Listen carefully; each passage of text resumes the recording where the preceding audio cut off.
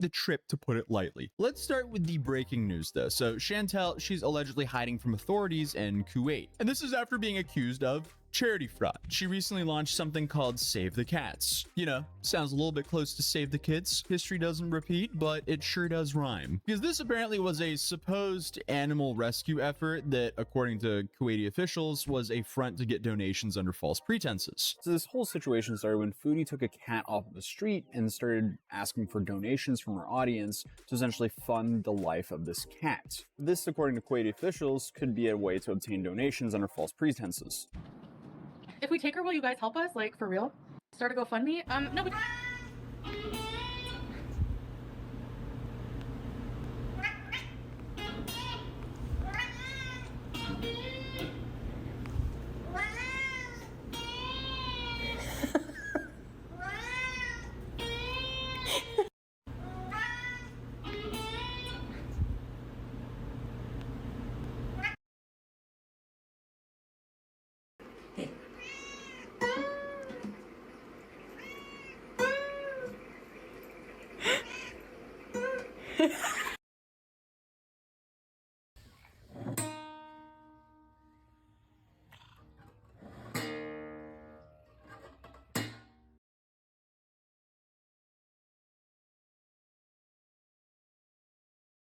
Copying what my cat does.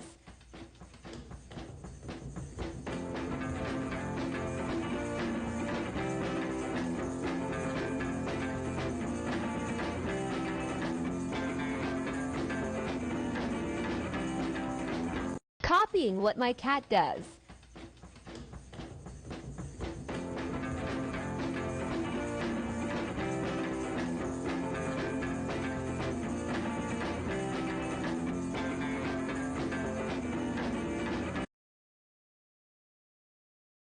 Najee, Mommy has something important to tell you. Listen up now. You're adopted. Just another morning with an orange cat.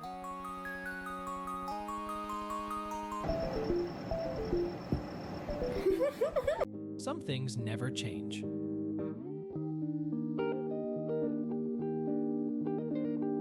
This cat, instead of running, uses its front legs as skis.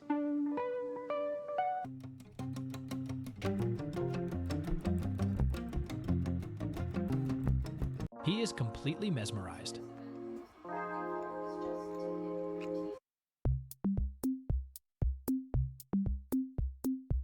The definition of woke up and chose violence.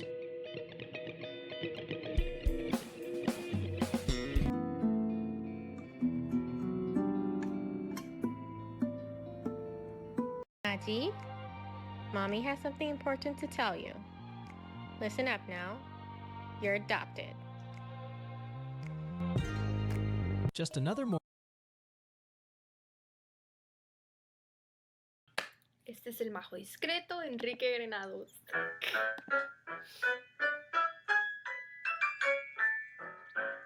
Deseo.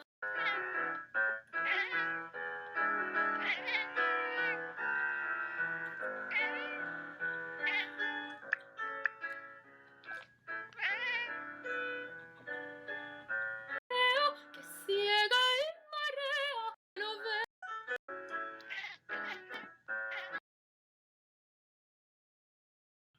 Este es el majo discreto de Enrique Granados.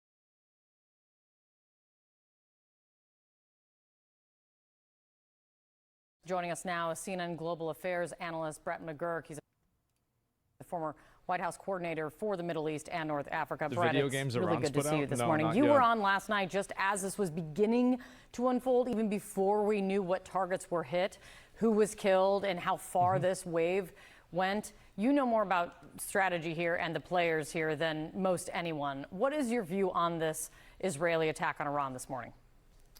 The Israelis are calling this Operation Rising Lion. I would I call don't it know, Operation guys. Kitchen Sink.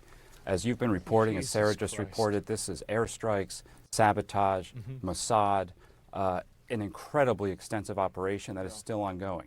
It has eliminated in a single night the entire military command structure of Iran. I just cannot underestimate how significant this is. The head of Iran's military, General Bagheri, the head of their missile and drone program, General Hajizadeh, the head of their National Security Council, Ali Shamkhani, former head but really still acted in that role, and the head of the Islamic Revolutionary Guard Corps, Hussein Salami, who organizes all the proxy groups across the Middle East, Hezbollah, Hamas, and others through the Quds Force. So incredible. Second point, this shows just total intelligence dominance and penetration by Israel into Iran. And that really It's limits embarrassing, honestly. Like, it's shit's embarrassing. what Iran can do in response here. Yeah. The people who would have met this morning to figure out how to respond are all dead. And there will be no surprise. Israel will know are all dead. Here. Yeah. The people who would have met this morning to figure out how to respond are all dead. And there will be no surprise. Israel will know clearly Jesus Christ. exactly what Iran is going to do. I think they'll be ready for it. There will be a response, but the ability of the Iranians to organize a coordinated response is significantly degraded. I think those saying How this can is Iran put out that video after this? Bro, we're 2 hours away from Iran declaring that they won. What do you mean? lead to an uncontrollable Middle East war, I think that's really overheated because Iran has just been significantly degraded here, and Israel clearly knows what's coming. Third point, importantly, why is this happening? I have to say, I lived through this. October 7th and the Hamas attack into Israel changed the strategic equation in the Middle East. Iran made a fateful decision after that to join in the attack against Israel, lighting up Hezbollah, the Houthis, all the proxies in Syria and Iraq to attack Israel, and twice launching massive attacks from Iran into Israel. And Israel made clear after October 7th, it will no longer ever allow threats to fester. That's really what this is all about. And what happened in the last they don't want to let things turn into a problem that they have to solve later on. 10 days is Iran significantly ramped up its nuclear program. The IAEA, the International Atomic Energy Agency, found just flagrant violations by Iran in meeting its obligations. And just finally, in Vienna on Thursday, 19 countries found Iran in violation of its nuclear commitments. All 19 of the countries are lying, and they're all conspiring against Iran. And Iran didn't do anything wrong, and they were all wrong. Nobody knows what they're talking about except for Iran. The nuclear, no, this was not it at all. This was this was all a conspiracy against them. Yeah, for sure, guys. First time that's happened in 20 years. So the choices Iran made here were just massive miscalculations. So that's the backdrop, and I can't say exactly how this is going to play out, but that is basically led to this extraordinary operation by the Israelis into Iran. You were involved in helping prepare Israel's defense after Iran launched its massive attack in October. What the other is one. the president's national security team doing right now? President Trump's national security team, he's set to meet in the Situation Room with them at 11 Yeah. a.m. this morning.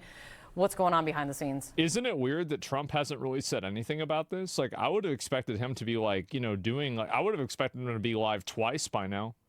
It's actually surprising and like a little bit like confusing that he hasn't gone out and said anything about it. He tweeted, yeah, but that's Okay, it. well, fortunately, we lived through It's in not his April of last problem. year a massive attack, 170 drones, 120 ballistic missiles, 30 cruise missiles launched from Iran against Israel. That attack was defeated. In October, Iran launched 200 ballistic missiles against Israel. I was in the Situation Room for that. It takes 13 minutes for a missile to be launched from Iran to Israel, only a limited window to shoot them down or deflect them. Both the defenses in both those incidents were highly effective. Our military structure through CENTCOM, it's all the same people. They know exactly what they're doing, and I am sure that is all being put in place now. But I have to say, it's going to be very difficult for Iran to organize a response like this. I think they are all probably in Well, bunkers. they don't want to. Nobody. I bet probably over there they're like, "Do you want? Who wants to be in charge? Not me. No, bro. Like, don't put my picture up there. Fuck that. Waiting for the other shoe to drop. No, I want to be demoted. I'm certain we are getting ready, and we will help defend Israel. I think the president made that clear. That is absolutely right. We are not involved in this direct attack, but we will help defend Israel. New missiles in Iran right now. If I get a few more people confirming it, I'll check over. But right now, it's just you spamming. And those preparations are underway, and it's fortunate. Again, I lived through this. I helped coordinate the defense twice last year, so we very much know how to do this. When it comes to retaliation, and as you seem to be describing, Brett, that response from Iran this time might be very different from what we have seen in the past because of how crippling this attack was and how crippled they have become and how deeply Israeli intelligence has penetrated into Iran.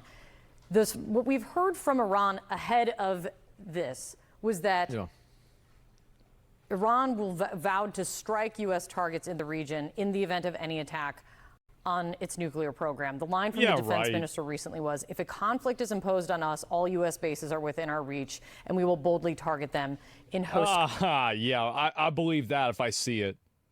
If they do that, they're basically, they're signing their death warrant if they do that. Like, really. Because if they attack a U.S. embassy at this point, they're shown to be so weak. I mean, they can't even handle Israel. They're done. Countries. We would nuke them? No, we wouldn't nuke them. We just do the same thing that Israel did, but a lot more.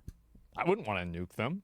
Absolutely not. No, because like you're gonna have to deal with the people that live there after that. No, just kill their leadership and then move on. What do you make of that in the light of today, of what we're seeing here? So they have that option, and they might try. I think if they do, then I think that brings the Americans in a very significant way. Yeah. And that'll make the situation even worse for Iran, and I think they know that. Yeah. Something here is significant, Kate. After that October attack I mentioned, Israel did launch airstrikes into Iran, unprecedented. They took out all of Iran's strategic air defenses. To this day, Iran has not responded to that. Iran is in a very, very We have that many military in the Middle East right now? Oh my God.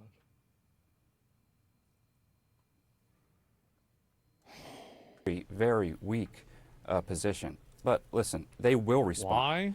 They will try to muster a significant response. I think their ability to do so is limited, but there will be a response. Gotta we are protect not the out oil. of this Yeah, at all. world police. And I think we have to make sure, if I was in the White House right now, number one, protection of Americans. What are our facilities? What are our protections? What are our defenses? That is point number one. Second, helping the Israelis defend themselves against what's coming. Though they did and also having visibility into what the Israelis are still planning, because this is very much ongoing. I would say Brett, one final point, Kate, just the nuclear program. This does not take out all of Iran's nuclear facilities, most likely. Iran still has that card. They could try to push rapidly for a nuclear weapon. I think that would be, again, a strategic miscalculation. But well, this they has can't. All their guys are dead. I mean, like That's not going to happen. I mean, like, there's no way that's going to happen. It's impossible. Ways to go. Yeah. More on the breaking news. Israel is warning it will continue its game-changing assault on Iran after damaging the regime's nuclear and so military people are saying that they're going to bomb, like Israel's bombing them again now. Is that true? capabilities.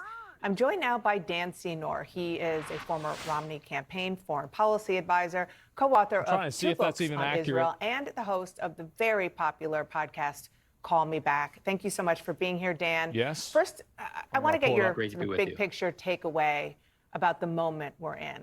It feels different for a lot of reasons. 1 minute left on this video. Yeah, for two big reasons, I would say. One is, if you go back to October 7th, 2023, my biggest concern about October 7th was not just that Israel felt shattered and Israeli society felt shattered, an extraordinary human catastrophe, although that was paramount on all of our minds. But from a strategic level, Israel was perceived to be in the region to be a paper tiger. And if you look at so much of the gains Israel had made diplomatically, geopolitically in the region, the Abraham Accords, path towards Saudi normalization, so much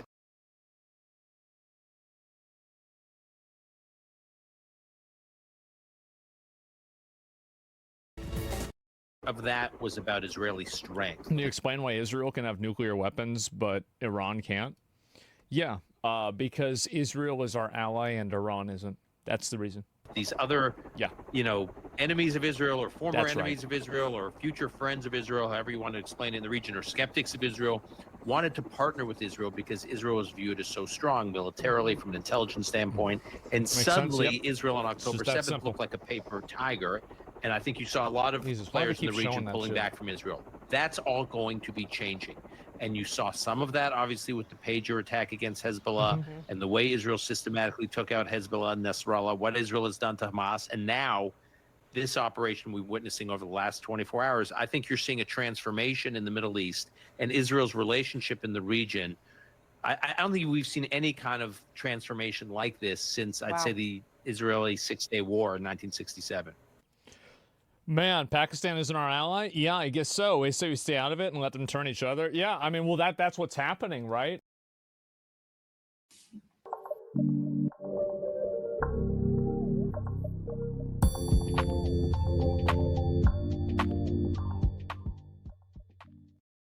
On this channel, we have predicted that Johnny Somali, Ramzi Khalid Ismail will get jail time, will have time behind bars.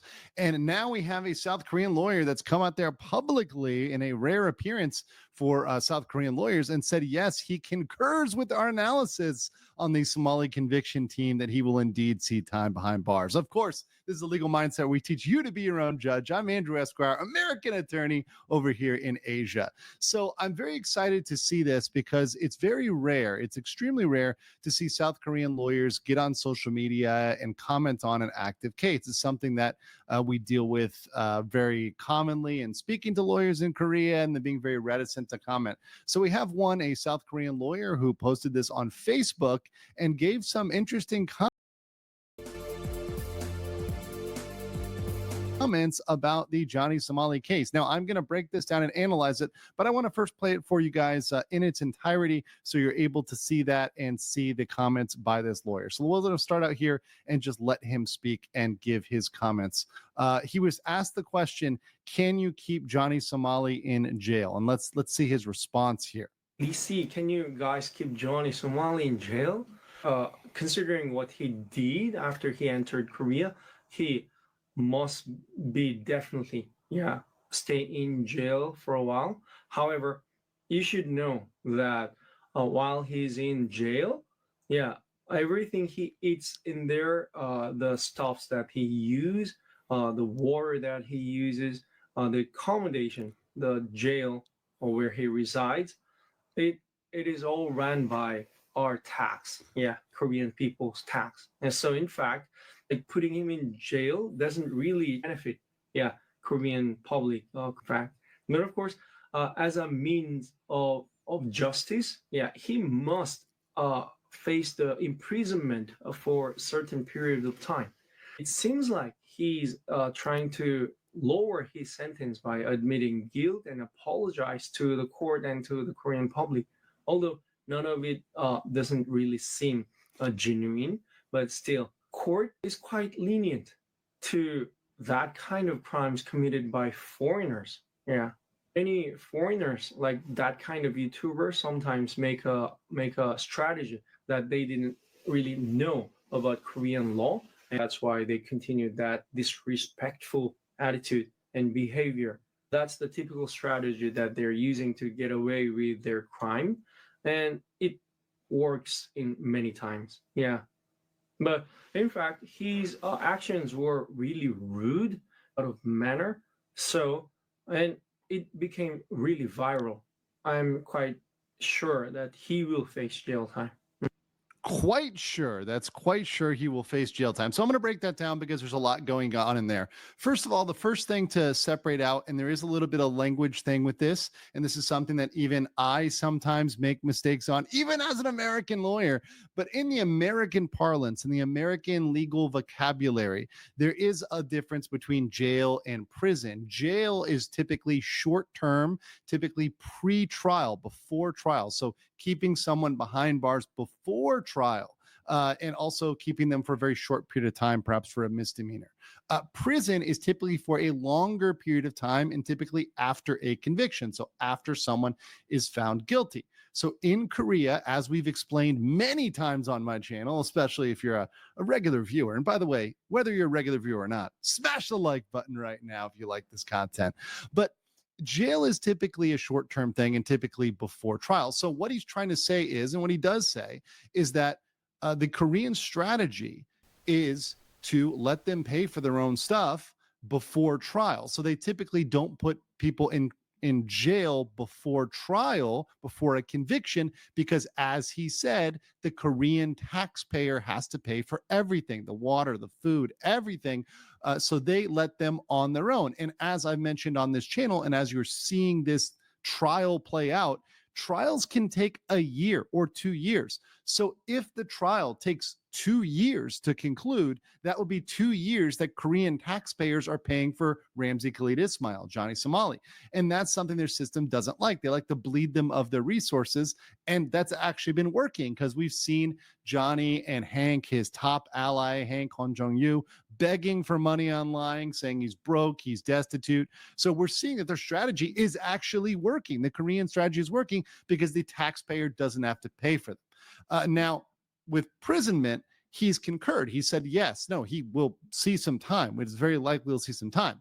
Now, one thing I want to be clear about and add a little annotation there is talking about leniency. It is generally true, and we've talked about this on the channel, that sentences are not crazy compared to, for example, the United States or other jurisdictions, certainly other comparable jurisdictions that might have very severe, long punishments. And in fact, many people think Johnny Somali deserves more than 5 years in jail. We did a poll in my chat, and the majority, the vast majority, over 75%, thinks that he deserves over 5 years in jail. So many people think he should be there a long time. And it may come down the line, and I've always disclosed this, that he may only get a couple years. He might get 3, he might get 5, he might get 7, he might get 10 or 12. It's possible, but he will not be getting life in prison. There won't be any capital punishment. So some might view this as quote unquote lenient, given the scope of what he's done. Now, also, he mentions the apology. Now, a lot of people in the press in Korea have seen that public apology, that apology he did in front of the Statue of Peace, the Comforts Roman statue. Everyone knows that was not a genuine apology. And that's what he's referencing there, that the strategy and the general strategy that does work is for people to give an apology because they know, hey, that's going to mitigate things. Johnny Somali has not done that. He's tripled down on it. That fake apology people have seen through as fake. And going into the defense of, oh, I didn't know, he's actually already pled guilty to most of the crimes. And the ones that he's fighting, it's not that he didn't know, it's that he's trying to say, but they did it too. So from a defense standpoint, it isn't even something that really is brought up in terms of the legal strategy pursued by Johnny Somali. So that's very good to see the points that we wanted to see reinforced, and also pointing out that, hey, this is a common strategy. And I think because it's a common strategy for people to pretend they didn't know, or people to apologize only to run away and try to escape consequences, that we call this out, that the Somali conviction team, my team working on this case, calls this out, points out that he's not genuine, points out that he's not sincere, points out that he's trying to do everything he can to wriggle out of this, and to make it so that all of the factors that go towards aggravating this, meaning making this worse, are factored in, that the judge factors those in, and the judge does not look at any factors, because there are none, that would lead to leniency or mitigation. Because at this point, there really has not been a single, even a single attempt at a genuine apology. It has in fact been over and over and over again that he's doubled and tripled down. He's made threats. He's attacked people. He's just threatened people, including the judge's mother. He's really gone absolutely crazy. And because of that, I don't think the judge will take this easy. But let me know what you think in the comments below. I do appreciate a South Korean lawyer speaking up on this, so I want to give props to the South Korean lawyer over there on Facebook. Leave a comment below, and I'll catch you on the next. Are you guys enjoying the stream today?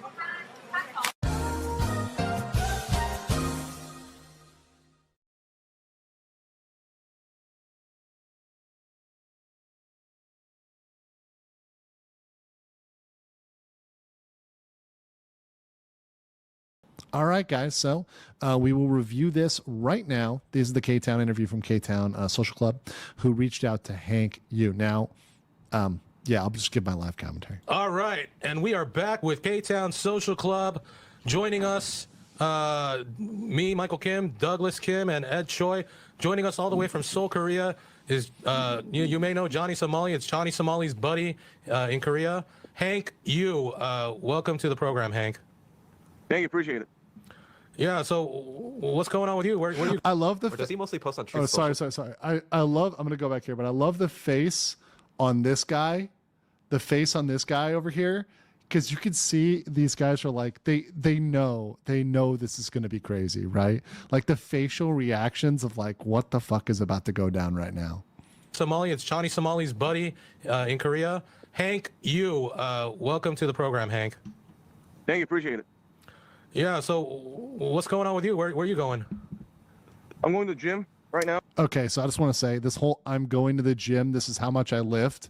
Once again, it goes back into this like false machismo, right? This like I'm willing to fight women and people that are smaller than me and weaker than me, but as soon as it's a dude, as soon as anybody else, I'm going to go and call the cops, right? Now, early in the morning. Oh yeah. Wait, what time is it there? It's like 9 a.m., right? Yeah. Yeah. So what can you bench press? They're like laughing. I It's fucking maxed out funny. at 100 kilograms, which is like 220 pounds. That's not bad. Yeah, that's not bad. That's But, pretty good. Yeah, but I don't like max out much anymore. I do like which weight I can comfortably bench for like 8 reps without assistance. So for that, it'd be like 60 kilograms to 70 kilograms around there. Oh, okay, cool. Yeah. So anyway, yeah. You know, you sent me a text. You know, you sent me an email because when we first covered the Johnny Somali thing when he got his beat or whatever in Korea, you were there too, and you know we talked about how you kind of got pulled to the ground and some girl was stepping on your face and all this stuff is going on. Like you said, you wanted to clear something up. Like what is the misconception people have? So and this is the thing that actually is like empirically a lie, and a lot of people have debunked it about like his statement. So he's about to, obviously he's going to give the Hank version of the story, which is not the right version, but he needs to show like, oh no, this is what happened because, you know, I'm the man and I could have beat everybody up, right? Well, a lot of people think it's a 1v1 and that guy took me out like fair and square just because that dude took me down to the ground. But in 1v1, I would have pulverized him. Simple, you know, like So once again, he needs to like prove himself. He needs to show, oh, I'm so tough. I would have taken him out. Once again, you're seeing like a psychological profile. You know, when you put this together, you see like psychological profiles of people. It's like a psychological profile of somebody who continually needs to prove that they're really tough. Basically, yes. He took me down to the ground because I was imbalanced due to holding a baton, but I actually reversed and bridged, reversed, tripped out, and got a back control. He's living his like wrestling fantasy right now, you know, like he's just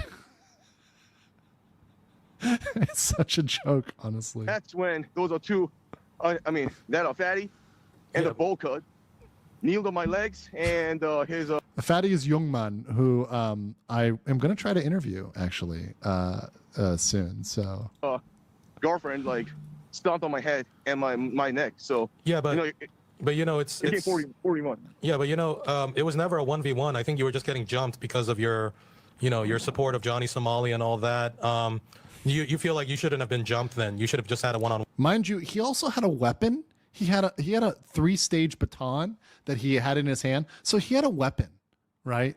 So let's make that clear too. One fight. No, because I know better not to. I know better than to expect fair fight from a street fight, because that's why, like, I don't like street fighting. You know, if they want to fight me, they can fight me 1v1 at the gym. You know, because anything can happen in the right. Okay, fight. so what? This guy can't have a knife. This guy can have a gun. You know. Yeah. So why are you friends with Johnny Somali? Okay, real quick, this guy can have a gun. That is the biggest pile of shit. See that he's like pretending this is America or something. Like, no offense, but like once again, Korea's not America, right? Nobody has a gun. Okay, so that's ridiculous. That's a ridiculous statement. Like 0% chance you're gonna get shot in Korea, right? As part of a street fight. That does not happen. Right, period. No guns, right? So that's not going to happen, right? Being knifed, highly unlikely as well, right? Once again, okay, yeah, is it possible? Sure, but very unlikely. Look at the violent crime statistics. It's not even close. It's not even like sort of close. Right. What draws you to it? If you're trying to avoid street fights, I think being friends with Johnny Somali in Korea is probably not a good idea. That is a very good comment. Perhaps you shouldn't be defending Johnny Somali, who's literally provoking people to come fight you, because he's literally saying, come get me, and you're defending him. That is kind of, in the technical term, although not legal, technical term, what we might call asking for it. Asking for it. Yeah. Korea has a really bad self-defense law. The reason why I'm friends with Johnny Somali is I don't agree with everything what he does, but see, okay, there you go. Oh, there's a statement. I don't agree with everything he does. So he's having to back down. He's having to back down because he knows he can't stand by and justify it. He knows that what he says is done. He's having to say that, right? And then he's going to couch it in some bullshit argument, which is bullshit, by the way. Right? Because, by the way, and you're going to see this, Hank understands the fundamental difference between Korea and the U.S. He knows that the laws are not the same there. He even mentioned the self-defense law. So he knows that there's differences in the laws between the U.S. and Korea. There's big differences, material differences. I do support his freedom of speech. And what do you agree with? What do you agree with? So this is something real quick. So bullshit argument, freedom of speech. I am a very big American freedom of speech advocate. I very much in America advocate for that. But I live abroad. I am an expat.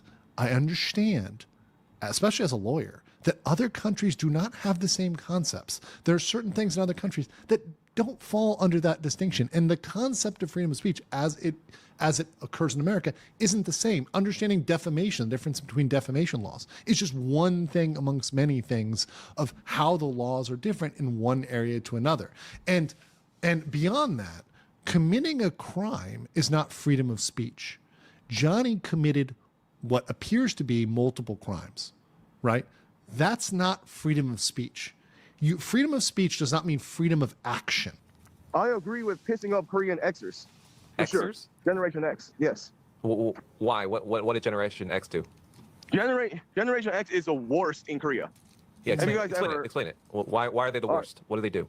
So it's also these generational, understand, this is another thing too. These generational splits don't necessarily apply as neatly abroad. Right now, understand that there are like similar generational patterns, but the population densities and booms and busts, etc., work differently abroad, right? And sometimes the generations don't line up neatly, right? Japan has a similar thing too with the generations where they have certain categories they put people into, but they don't line up like one for one. There are some similarities, right? Like younger people tend to be more tech savvy, right? Or tend to be less motivated, etc., right? Well, but they're not. Well, this is interesting. We now her to be a support. Well, this is interesting. We now know the name of the new champion, her name is Yunara, and a lot of people expected her to be a support. Turns out, she will be an AD carry. Which is funny considering her name means flower, beauty, and also help, assist and protect. Apart from all the cool info we got about the new map and new skins and the new brawl game mode and gameplay changes with the new season, we also learned that she will release in Act 2 of this season. Which is a bit strange considering in the Naxos season we got Melee in the first act and then LeBlanc in the second act, so does that mean that we will not get a rework for any Ionian champion this time? Also, Riot Meddler said that this season is not just Xin and Spirit Blossom focused, but they are also focusing on a limited cast of champions with this seasonal storytelling right now, and it's better to get a bit more depth and context per champion they cover than go super broad but shallow, and that Season 2 will have some direct connections with Season 1 in some places, plus some separate teams as well, since a lot of people were saying this season doesn't feel very canon to the story following the LeBlanc and Noxus story and the search for the new Darkin weapon, but looks like Spirit Blossom itself is a core part of Runeterra, even if the skins within it are interpretations of the spirit concepts onto existing champions. So then maybe we'll get Yunara first and then the Darkin as the next champion afterwards, since it would be strange to drop the LeBlanc and Vladimir story suddenly like this. So it's possible Yunara is the Season 2 champion and the Darkin will be the Season 3 champion. But it would also be strange if no other champion gets a visual update this season, like LeBlanc did in the last one. So maybe the Darkin will be the support champion, so a Darkin can fit every role. So what do you think about Yunara being an AD carry, and how excited are you about the new season so far? Leave a like or they will turn her into a jungler, and thanks for watching. Not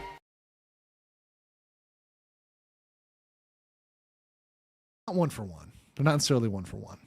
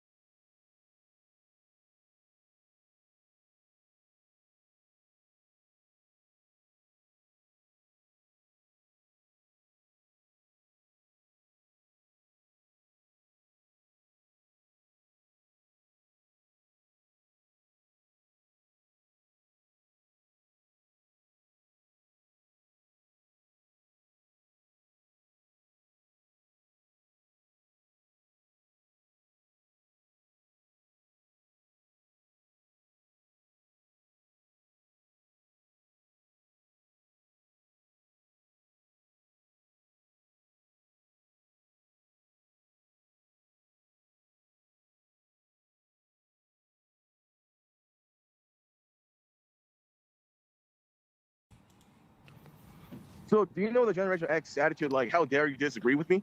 But the funny thing is, Hank is a millennial, not a Gen Z. Just to be very clear.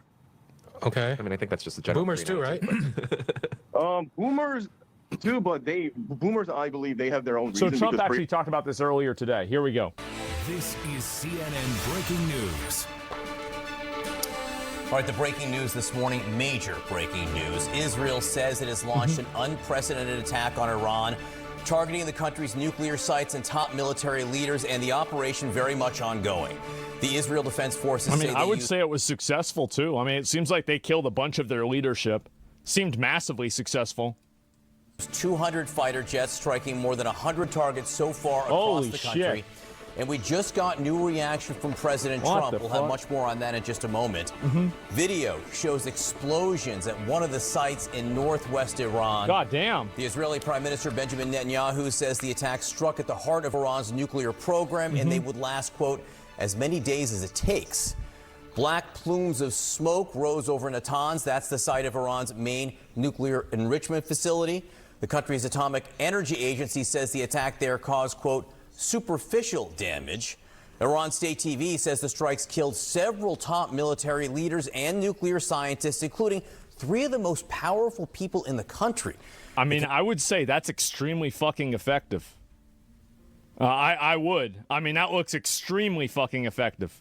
Commander of Iran's Revolutionary Guard, the country's highest-ranking military officer, and its former national security chief. CNN's Kylie Atwood now reporting that the Trump administration is still hoping that nuclear talks with Iran will go ahead as planned this weekend in Oman. I got a feeling that might not happen. 2 sources familiar with the matter. A U.S. official saying we still intend to have talks Sunday.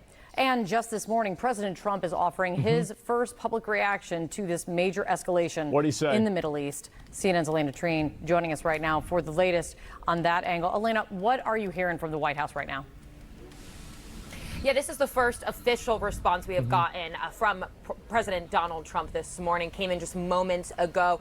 And I will note, just before I get into it, that this is a bit in contrast with what we have been hearing now from the White House and from the Trump administration, specifically from Secretary of State Marco Rubio, that the U.S. had no involvement whatsoever in these strikes. So the statement from him, he posted this on his Truth Social website. He said that he gave Iran chance after chance to try and make this deal, but that they couldn't get it done. He said that he warned them of the manpower that both the United States and Israel has, and that those took a hardline position during these negotiations in Iran over a potential nuclear deal are, quote, all dead now. And then he said, so quote, basically everybody who wouldn't negotiate with him is just conveniently dead. Yeah, I've got a pretty good feeling that Trump knew this was going to happen.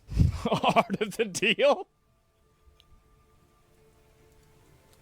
there has already been great death and destruction, but there is still time to make this slaughter, with the next already planned attacks being even more brutal, come to an end. Iran must make a deal before there is nothing left and save what was once known as the Iranian Empire. No more death. So that's what he's doing.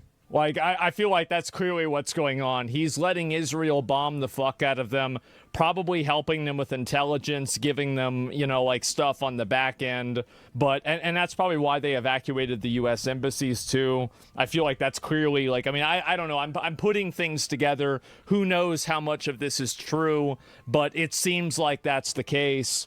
And, you know, again, it's basically him saying, you know, all right, well, if you guys don't want to, the last guys didn't want to work with us and they're dead now. Who wants to work with us now? I think that's clearly what's happening.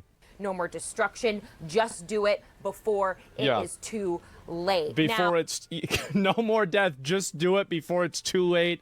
God bless you all. Man. Holy shit. Oh, Kate, you mentioned this, but Kylie actually disgusting. I mean, the thing is that, I mean, I don't want to see the U.S. directly involved, but I don't want Iran to have nuclear weapons. It's a fucking, it's a extremist theocracy. Like, I don't want an extremist totalitarian theocracy country to have like fucking nuclear weapons. Absolutely fucking not. Why would anybody want them to have nuclear? Yeah, I mean, like, of course. And I feel like what that one guy said is that that woman said is that, you know, everybody might not necessarily support this openly, but there's a lot of people that are glad that it's happening. And I think that she's right. I don't think anybody, and probably this includes Saudi Arabia, they probably don't want Iran to get nuclear weapons. They don't like Iran. Iran doesn't like them. Sure. Reporting that they are still hoping to have Saudis are celebrating on Sunday in Oman. I will note that it is very hard to see that the Iranians are going to want to do that at this point. But from our conversations behind closed doors with some of these sources, they are saying that Saudis hate Iran. They can still move forward with a potential nuclear deal. Why can Israel have it and not Iran? Because we're allied with Israel and not Iran. That's that simple. Do you want that to be really the way to salvage all of this before more attacks begin to continue? And you kind of heard the president himself reiterate that. Now, a few things I also want to point out is that we did hear from Secretary of State Marco Rubio yesterday saying, again, that the U.S. had no involvement in this and that Israel believed that this action was necessary for self-defense. But we do know as well that Trump administration officials, people here at the White House, they were given aware and told to prepare. Yeah, for they knew these this strikes. was going to They were happen. bracing for this yesterday when we saw those first strikes hit in Iran. So either you're with me or you're dead? Yeah, pretty much. Yeah, that's exactly like, I mean, do you remember whenever Trump was dealing with the Taliban? Or like whoever it was, that terrorist leader, and he said, if there's any problems, we're going to kill you and your whole family? Yeah, that's how he does things. Straight up. That's exactly it. Like, fuck around and find out politics. Yeah, you either deal with it or we're going to kill you. Like, I don't know what else you want me to say. And also, by the way, this is the way that this has been done for thousands of years. It's not like this is some kind of new, unique, you know, crazy, unhinged policy. This is the way it's always been. This is how the world works. And so IDF accuses Iran of targeting Israeli civilians with the strike in Tel Aviv. The world cannot stay silent. So this is an image of all of the places that have been attacked by Iran. Wow. And what is this? Iranian state TV claims an Israeli fighter jet has been downed and the pilot detained. I guess we're going to have to wait and see. I can pull this up, but let's go ahead and get back to this video here, too. They hit an apartment building in Tel Aviv. I mean, I have to say, you know, like, I'm not a big fan of Israel. I've said this many, many times. But this sure seems a lot more indiscriminate than what Israel did, right? Like, if I see all of these missiles everywhere, what are the odds that every single one of these missile strikes and every single one of these missile locations is being sent at a military base or at a military leader? What do you think the probability of that is? It's zero, right? And so, like, they're not. And so it's random. And so, like, when I think about this, and then Israel, it seems like they're not. And you look at the strikes that they're making and the people that they killed, and they just so happen to kill all of these different leaders. This seems like two different degrees of force here. You see one that seems like it's surgically focused on killing and taking out military personnel and military bases, and then you see the other one, which it seems like just carpet bombing the entire fucking place. And like, again, you have to keep this in mind. This is from the IDF. This is what they're saying. Oh, wow, what a surprise. The IDF is saying something that makes the IDF look like a victim. Of course, right? And it's important to keep that in mind. Let's think about that and be sure about that. But, I mean, I'm just giving my opinion on this, and I don't think it's crazy for me to say what I'm saying here. Whenever you look at the discrepancy and the disparity here, it's not crazy to say. It's propaganda.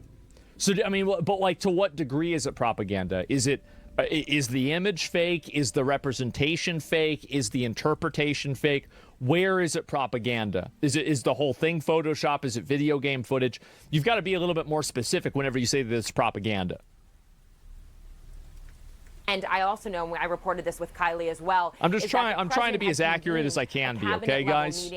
Trying to do my best. As these strikes were happening. That meeting, I would like to point out, was actually scheduled before Israel began its attack. They wanted to start to coordinate what the official U.S. response would be. So again, adding to the point that they kind of knew about this. Now, of course, I think the big picture here is that, one, President Donald Trump has not kept quiet about his frustrations with Iran and for what he believes is a very slow pace in the progression of talks over a nuclear deal. Again, to reiterate, they still want to have those talks. They do not believe that this deal is not. Yeah, and I think also, like, I mean, is this something that is America first? I mean, in a way, yes, in a way, no. Like, Iran having nuclear weapons is an existential threat, but it's primarily not an existential threat to the United States. It's primarily an existential threat to the Middle East and the people over there. That's directly their problem. Now, maybe abstractly it's our own, but, you know, them having nuclear weapons, let's be honest, does anybody think it's a good idea for Iran to have nuclear weapons? I don't fucking think so. I think it's bad. So, yeah, it's your problem later on. Yeah, nobody thinks this is a good thing. Everybody thinks this is bad. Not everybody, but I mean, I'm pretty much everybody. The people that thought it was good, well, they were killed. And so that's it. And so I think that that's the reason why people are okay with it. And, you know, you look at it from that perspective, would you want Donald Trump to support Israel, at least on the back end, making sure that they continue killing people that don't want to negotiate? Would you support Donald Trump doing that and back channeling with Israel? I think my answer with that, yes. Yes, I would. Salvageable, but of course, these attacks really throw that into question. Another big question I have, and I'm hoping to get answers from this White House today, is whether or not President Donald Trump. According to Axios, Israeli officials have confirmed that U.S. is assisting with the defense of Israel against the ballistic missiles fired by Iran. I'm not surprised. Spoke with Israeli Prime Minister Benjamin Netanyahu specifically and directly about this and whether he tried to warn him against this, because we know in the past the president has told Netanyahu not to do this while these talks over a nuclear deal played out. But clearly this administration was aware that this would happen, and now they are trying to make their response known. It's confusing to me. Are they pretending to be mad about it, or are they just taking advantage of it and saying, okay, well, this is just the next best thing? Because that part is confusing to me. They want these talks to continue. Joining us now, CNN chief international anchor Christian Amanpour and CNN's Oren Lieberman in Jerusalem for us. First to you, Christian. When you were looking at this, Israel says it's going to keep these attacks ongoing. Iran has already started to retaliate. Do you see this as an all-out war now? Well, it just depends actually on Iran's ability to retaliate. And I don't think so. Not yet. And whether the United States or others get involved. As you know, publicly, we're going to pause this because we've got more popping off right here. Holy shit. Is this the new one? I think that's the old one. I'm like 95% sure that's the old one. I saw that one. Never mind. That Israel did it alone, unilateral. Here in Europe, our allies have backed off. They've said they had nothing to do with it, and they haven't even said that they would, like the last time, join any protection of the skies over Israel like they did the last time. So people are really not wanting to get more involved. Launched 10 ways until they destroy him. To actually calm down. I don't know. Some kind of ceasefire. That looks unlikely. And I think what's really interesting for the United States and for you all to figure out is what is coming out of And somebody said Trump gave them 60 days, and yesterday was the 60th day.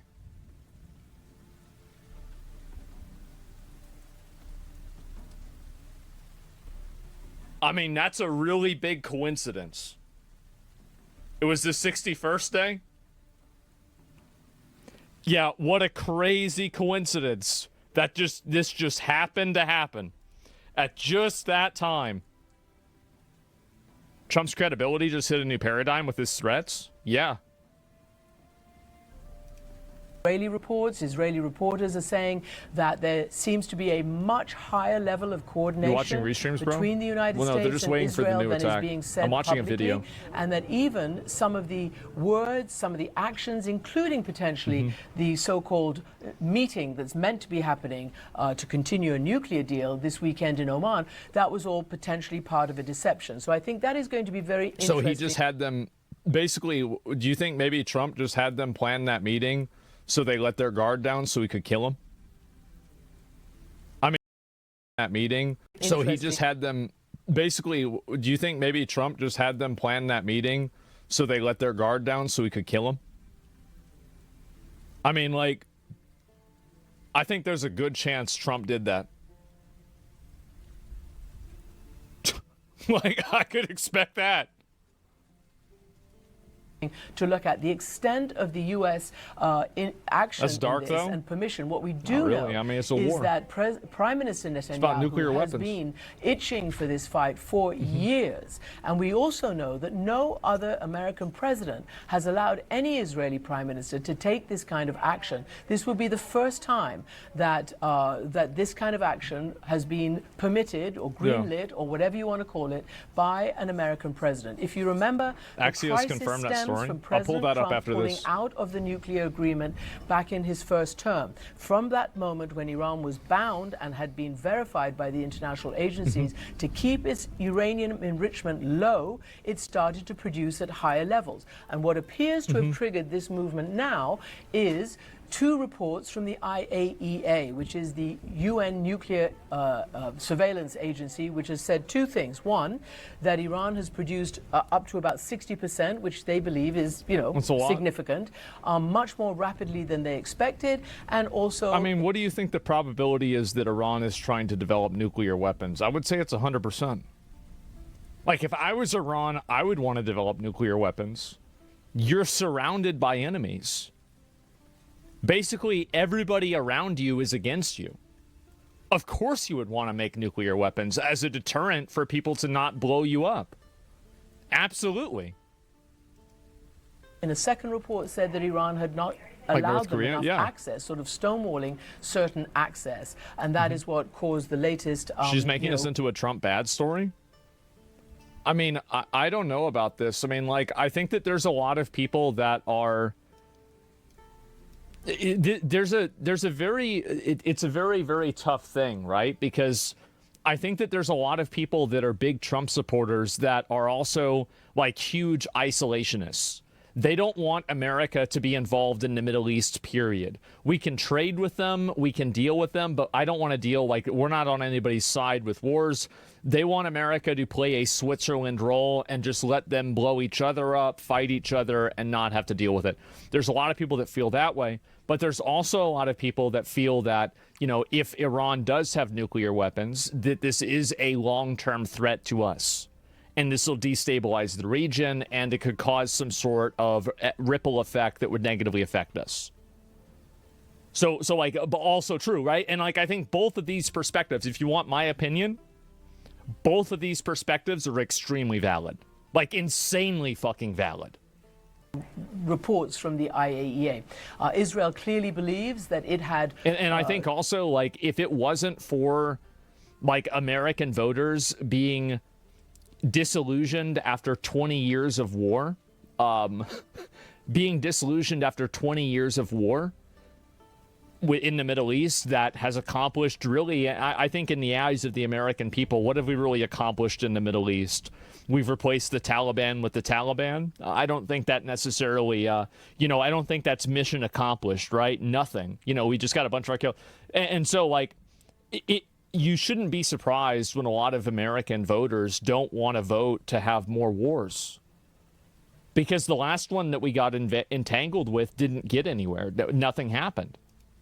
Neutralized serious opposition, including from Iran. So far, it hasn't got there yet. I'm going to say this because it's relative. Only 100 drones have been sent in retaliation, but no missiles yet, and no nothing. And also, Hezbollah is not involved. Hamas is not involved. Other Iranian proxies are not involved, in great part because they have been defanged. Israel apparently... Yeah, well, what she means by that is they killed all the leaders of the terrorist organizations. And I have to say that, I mean, again, as somebody like, I don't like how much the U.S. helps Israel. I find it to be unsettling as an American and not an Israeli. But I got to say, it's really impressed with the fact that Israel just ends up killing all these guys. They are extremely fucking effective. Like, surprisingly and impressively effective.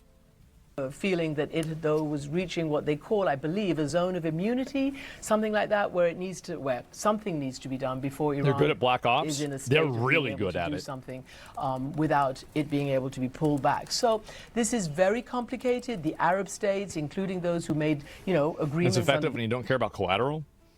I don't think you can make that argument. I don't think you can make that argument when the bombing of Israel looks like this and the bombing of Israel looks like this and the bombing of Iran's, the military leaders they were trying to kill looks like this. I'm not seeing the same thing. I'm sorry. The Abraham Accords with Israel are all calling for calm, and we'll just see where it goes next. And by the way, it was the Persian Empire and not the Iranian Empire. In Iran right now, the president is making a speech on state television to call for unity and also, as he said, to raise Iran's head up. Clearly, this also presents potentially a matter of survival for the current regime. Back to you. Christian, thank you so much. Stick with us. Let's go to Oren Lieberman now. Oren, you've been covering this since the wee hours of the morning as this was playing out. I was watching you overnight. Is the attack over? The short answer is no, it doesn't look like it is. We've been here obviously in the Bureau in Jerusalem covering these for the last 10 hours since the first wave of strikes occurred, striking the nuclear enrichment facility in Natanz and a number of other places across the country. That's where we see that 200 fighter jets hitting 100 targets. But it looks like that number may continue to grow. The IDF spokesperson just got on camera a short time ago and put out a statement where he said the Air Force continues to strike in Iran over the recent hours. And it was Prime Minister Benjamin Netanyahu who, in his first video statement, said this could continue for days. Israel has made clear that it has a number of goals here. Yeah, that's the thing I showed you guys. Destroying or degrading. I mean, you look at this, right? Does this look like indiscriminate civilian bombing? I don't think it does. I'm sorry, it doesn't. Like, this is... How much more precise can this be? Iran's nuclear capabilities. One example? As well as taking out Iran's top military and nuclear leadership. And that we have already seen play out a number of Iran's top military leaders, including the head of the Islamic Revolutionary Guard. And I think the reason why is that I think that Israel probably cares more about not alienating everybody in, alienating everybody in Iran. Because a lot of the people in Iran also hate the Iranian government. Like, you have to keep in mind that, like, they had a complete fucking, 180 in 1979. So a lot of the people there hate the government there, too. And so they might not, you have like a devil type situation going on, right? Where like many of them might not like the fact that Israel is attacking them, but they might also hate their current government. So I think Israel stands to gain or stands to lose a lot more if they indiscriminately bomb a bunch of places in Iran, because they could lose that little bit of good faith that that the people there have that effectively works in their favor against the Iranian government. And I think that that's the reason why it's in their best interest not to just indiscriminately bomb them. Because, again, the majority of Iran in totality is not even Muslim. But it's run by a Muslim dictatorship. A totalitarian fucking theocracy. Most Israelis hate their government. Yeah, it's the most important thing here. But you can see that, right? Iranians love Israelis. Why? I don't know about love, right? But it's a Muslim, bro. What the fuck? Wait, what did I say something that was confusing? I mean, sometimes I'll just say things and I don't realize what I said. No, we don't. No, because all the Muslims don't love each other. That's not the case. Like, this Saudi Arabia and Iran don't like each other. They're both Muslim. That's not the case. Corps and the head of the Islamic Revolutionary Guard Corps Air Force have been killed as part of these strikes. The latter is significant because he was in charge of Iran's ballistic missile program, and that remains the great fear here, that Iran has the capability to launch hundreds of ballistic missiles at Israel that could overwhelm Israel's air defenses. And he was also responsible or led Iran's retaliatory attack against Israel last April. So he has been, or had been, I should say, in this sort of scenario, and was clearly very high on the list of Israeli targets as they went after, again, not only the nuclear facilities and the ballistic missile facilities, but the top of the military and nuclear leadership in what is frankly a remarkable sweep of strikes in terms of the numbers, the targets, how far spread across they are across pretty much all of Iran and in a number of neighborhoods in Tehran itself.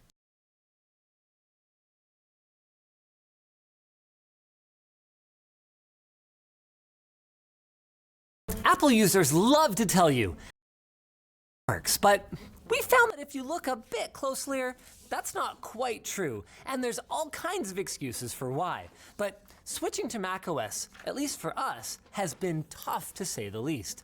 We both found the desktop kind of unintuitive, found that it lacked obvious features, and there was a ton of software that we needed that just plain doesn't just work. We could not wait until the 30 days was up so we could ditch these turds. Why are you still using them then? It's been 2 months. Because, if we're being honest, it's not really any worse than Windows, and some aspects are clearly better. But with that said, I do believe that there's a lot that Apple could do to make the experience better. Not just for people like us that are relatively new to macOS, but also for the rest of their users. So here is how our 30-day Apple challenge went, and why 60 days later, we're both still on macOS. Just like I'm still doing segues to our sponsor. Nexago. Their Tri-Vision Ultra 4K projector provides a true on-the-go movie experience with 2 built-in 15-watt speakers, a screen size of up to 150 inches, and Dolby Vision support. Click our link to learn more.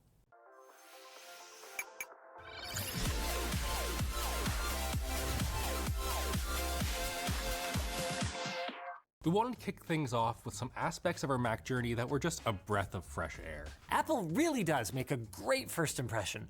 The packaging was fantastic, both pretty and with no plastic to be seen, and macOS itself is, well, by just about any measure, a great looking OS. The animations are nice, and the design language is consistent. It makes Windows feel like, honestly, kind of a mess in comparison. Yeah, and even as an Android user, I found a lot of value in AirDrop. I've never really had trouble sending files to myself. There are 100 different ways to do it, but being able to really quickly share stuff across Apple devices like the prompter that we're reading this off of has been amazing. I know you're already typing up a manifesto about how quick share on Android is just as good, but the sharing feature is only good as the user base, and under 20% of our nerds in this office have even used it, versus near universal awareness and usage of AirDrop. Touch ID setup was also super easy, and because I grabbed an Apple Watch for the challenge, I was able to unlock my devices simply by wearing it near them. Even accounting for the nannying around altering system settings. Are you sure you want to do that? Are you really sure? I found that I needed my system pin far less often to wake my system compared to my Windows devices. Not owning an Apple Watch, I definitely missed Face ID on Mac. Like, they have the space here in the freaking notch. But a cool workaround I found is the caffeinate command. You can go into the terminal, type caffeinate-D, and it will prevent the display from sleeping until the terminal window is closed. This was huge for reviewing videos, following recipes, and referring to instruction manuals where I might need to refer to torque specs for a bunch of bolts but not want to touch my laptop with transmission oil on my hands. With the buttering up out of the way, I'm not gonna lie, the initial few days was really difficult. And the first thing that made me want to huck my Mac at the wall was screenshot management. Compared to Snipping Tool on Windows, the macOS solution is just plain not as user-friendly.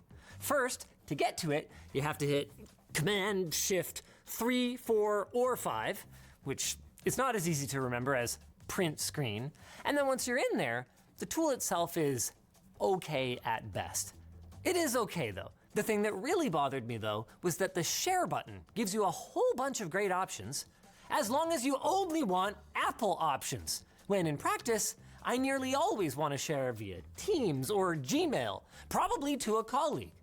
Also, by default, all of the screenshots just out onto your desktop, which is a nightmare for clutter.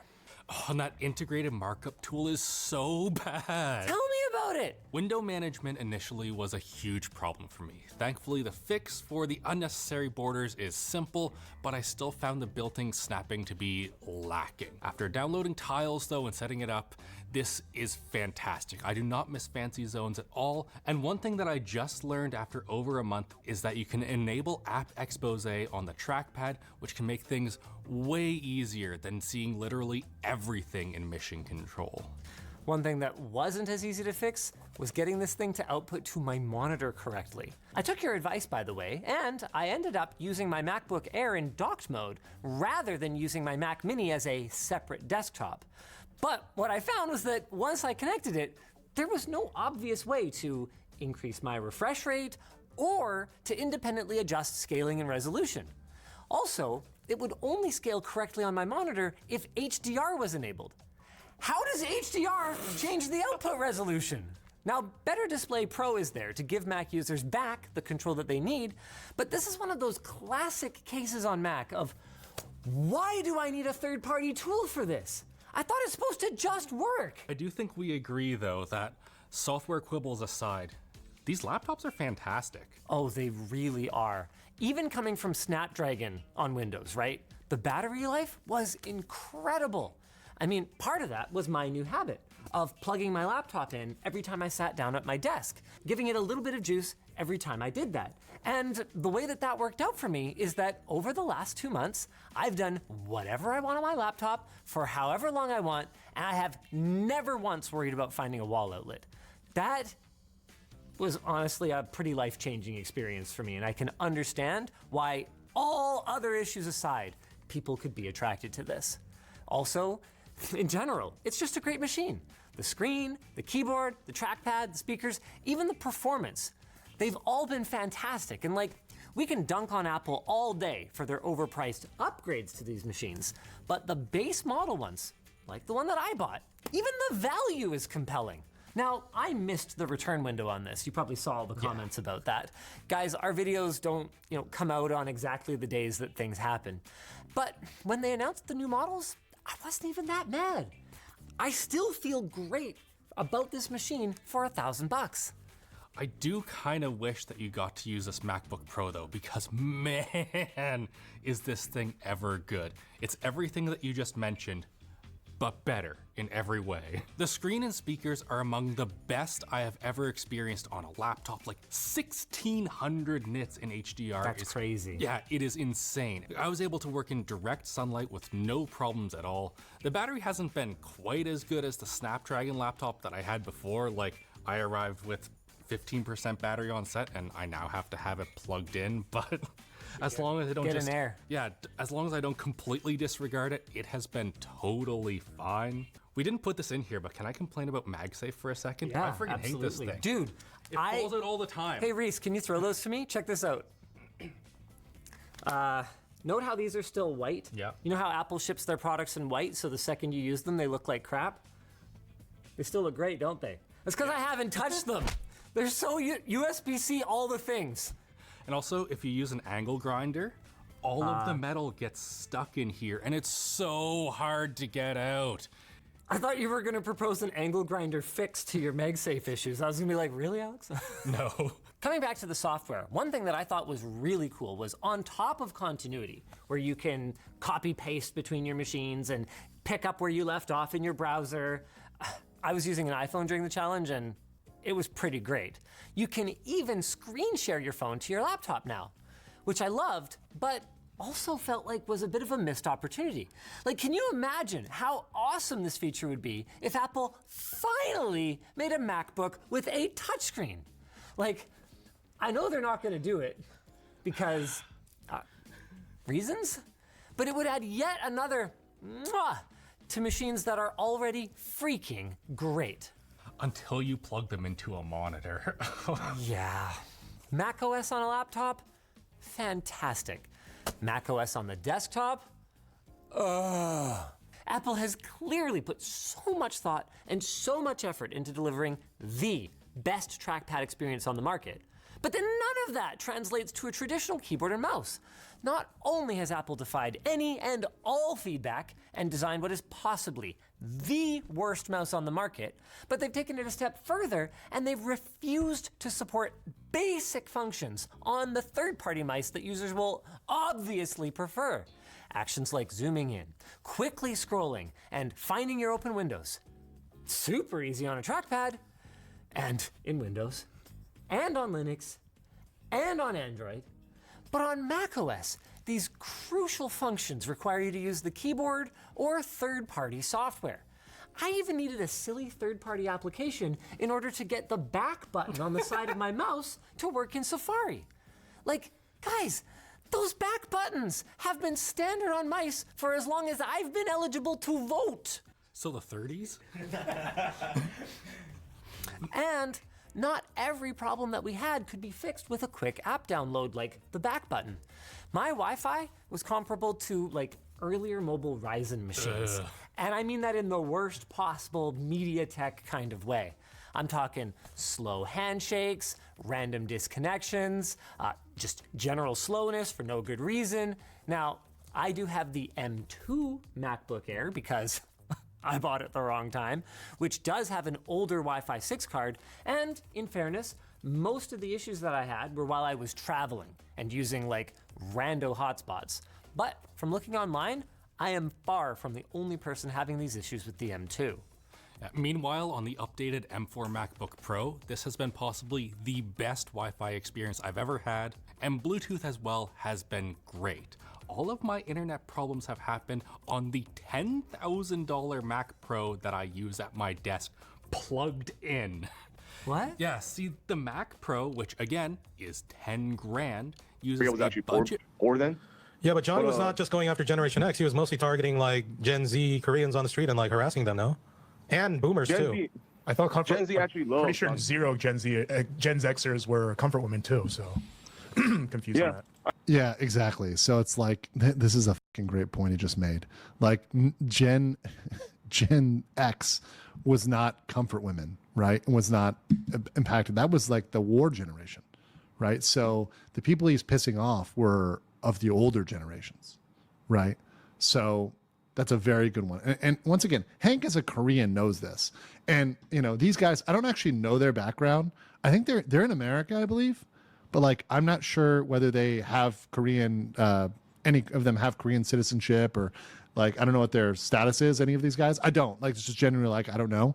But like, Hank definitely has no excuse to not know, right? So like, I could understand a Korean who grew up in America and never went back to Korea and doesn't know Korea. They might be forgiven for not knowing because they didn't grow up with that. But Hank for sure knows, like 100% knows. I know, but Gen Z actually love Johnny. Trust me. You mean like Gen Z does not love Johnny. This is bullshit. This is a complete fabrication that Gen Z Koreans love Johnny. Trust me, guys, and you're going to see me. I'm going to interview more of the Korean streamers. They do not like him, right? It is not like a popular thing at all. 80% of Gen Z love Johnny, or okay, so that boomer that was in the convenience store in the 7-Eleven that was getting harassed by Johnny, that woman deserved to be harassed like that and have thrown stuff like thrown at her? the ramen. What does freedom of speech have to do with action? Okay. That I actually disagree with. So they're asking. I will say a little critique for them. They should let him answer one question at a time. They're hitting him with a lot of questions, and they're all really good.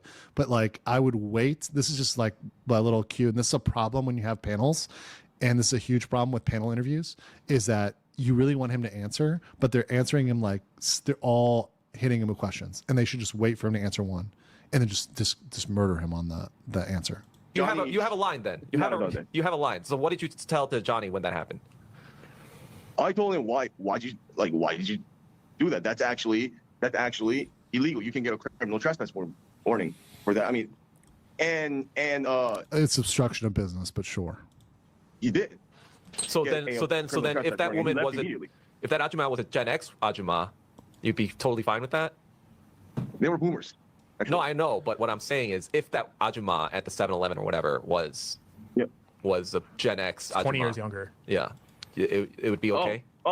Absolutely not. I mean, like, I am for pissing Xers off. Okay, so what is within legal boundaries. So what does Johnny Somali do that pisses Generation X off? Yeah, what's one example, something that he did that you really like? You know, Kunde culture? Yeah, Kunde, yeah. Kunde, yeah. Johnny Somali goes directly against Kunde, and I hate Kunde. Like, when... Like an old fart. Boomer. Yeah. So what's one specific thing that he did to... So yeah, that doesn't really make much sense, but okay. Like, not really. Well, Kunde, like, what did he do? Did he say something to them, or...? He said, what the f*** you gonna do about it? Free speech. Oh, that's what he said to a Kunde in Korea. Exer, yes. So you say that I am in full support of it. So you say you support Johnny Somali's right to free speech, right? But then when you so okay, just to yell at old people, right? Once again, like that's the right you're the right to yell at old people. That see, I care about free speech like because it's fundamental to like the due process, constitution, like political like it's the freedom of information. He literally wants it just to tell people to fuck off, which once again in society like in the US, you are free to disagree with people even vehemently, right? You are allowed to hate people. You're allowed to say nasty things about people as long as they're not defamatory, right? You're allowed to say they're, XYZ, right? In the US, for example, you're allowed to say someone is a piece of shit. Right? You can say that legally. Legally, it's okay. You can say he's an asshole, he's a piece of shit, he's XYZ, but you can't say anything defamatory. So you couldn't call him a criminal if he's not a criminal, right? So you have to be careful. There are certain things, even in the US, which has, amongst all the countries legally that I know of, I haven't met too many that are, people can make an argument, but I think the US is the strongest freedom of speech laws. And there's certain things you still can't say. So, but the thing he cares about, the thing that's the big moral thing to him is to tell old people to fuck off, right? It's great. Continue to hang out with him after he then gets violent with people and puts his hands on people or does break the law, you do realize you're no longer supporting his freedom of speech and you're just supporting his illegal behavior, right?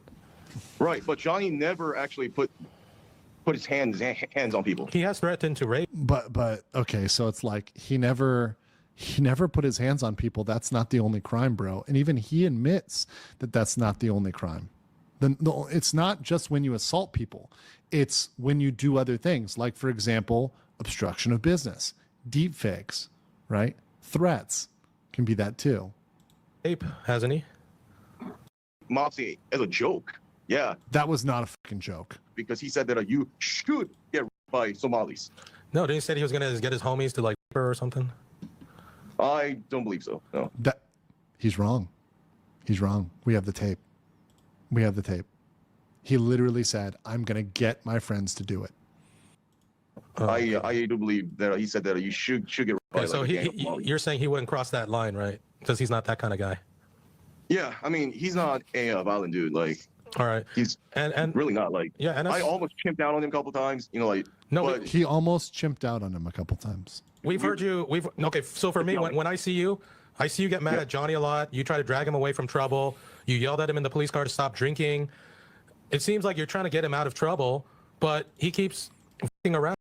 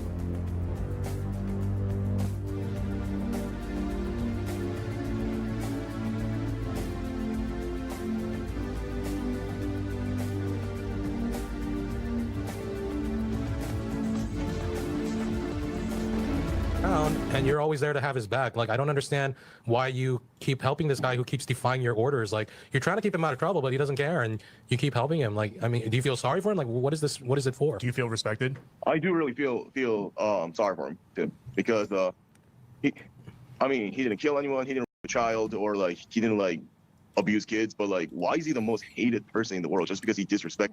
What the like, there's other crimes than that, bro. Like, that's not all that he did. And also, yes, he did mess with children. He literally, we saw the video where he's like messing with the kid to like put in the dollar, right, or the $5, right, to fill his Metro card, and he's like bossing the kid around and yelling at the kid. He's absolutely abusive around kids. How about playing text to speech at full blast knowingly around children that says sexual things? He was playing sexual messages knowingly around children. That would happen in Mexico, basically. Okay, but it happened in Korea, so it would happen in America. Let's say you did something to offend Americans. You know, let's say what would offend Americans? Oh. I mean, screw the Americans. There's people whose parents. I like how they like had to think for a second. What would offend Americans? I mean, a lot could offend Americans, right? They didn't want to say it, but like, imagine if you went up.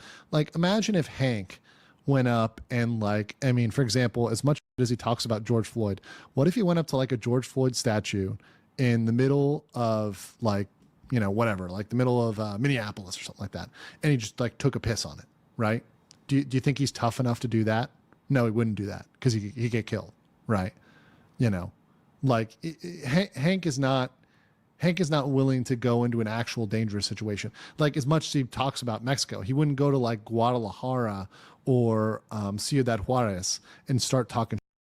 Grandparents, people that they know and loved who used to be comfort women. So the real correlation is, let's say your mom has some sort of disease, right? And Johnny Somali then made fun of that disease to her face and laughed about it. Would you feel like you would have a right to get upset? I would. All right, so. But it's just words, right? If I love my mom, I would probably get upset, but I would still support Johnny Somali's right to free speech. You know, like I'm a free speech absolutist. I believe free speech must be absolute, and it's the most fundamental right that a human being can have. Is that because you lived in America for a few years, or you always felt that way? I love that I threw it out there. You lived here for a few years. Yeah, he's really like cosplaying an American, right? He's really cosplaying an American.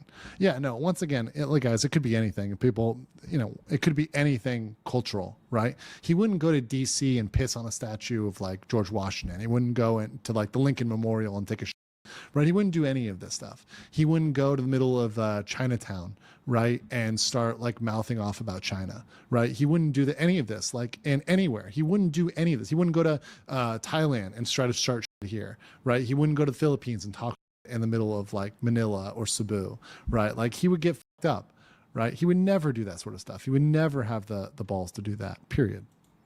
I believe I always felt that way because America these days doesn't really practice. It preaches free speech in a fake manner, but it does not practice free speech. In what? Give me one example. This is like so frustrating because it's like somebody who doesn't know what the concept of free speech is advocating for it, which is it hurts me as a free speech advocate to hear him using this argument. Oh, that wasn't made by Johnny, huh? No, that was just made by some random dude on like some app. Hey, okay, so when you were in America and you got the guns, why did you lie about being a citizen? So this is a real, these guys, this is a fucking 4D chess. So hats off, K-Town Social Club. This is a great question.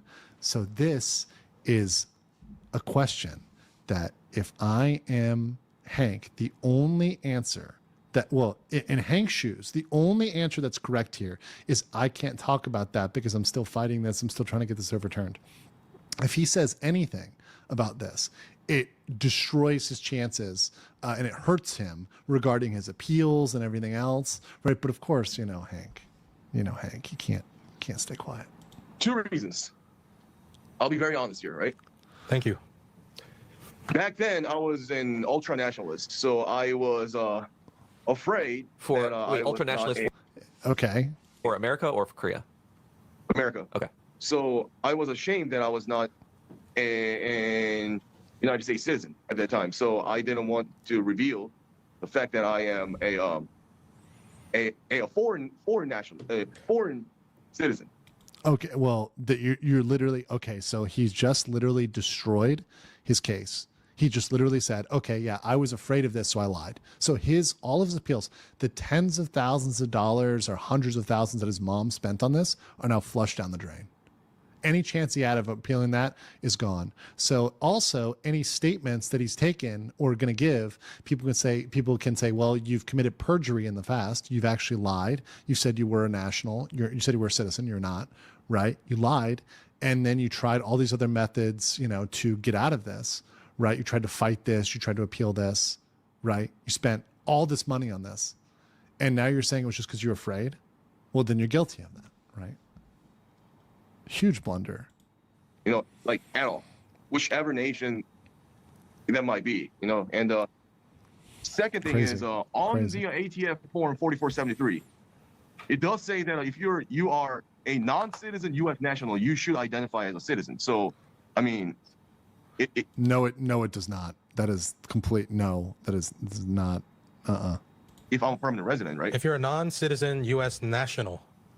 Yes. You should say you should identify as a citizen. So if you're a non-citizen U.S. citizen, that's weird. Well, non-citizen U.S. national. There's a. What was your status in America when you were in America? You were just permanent green card holder?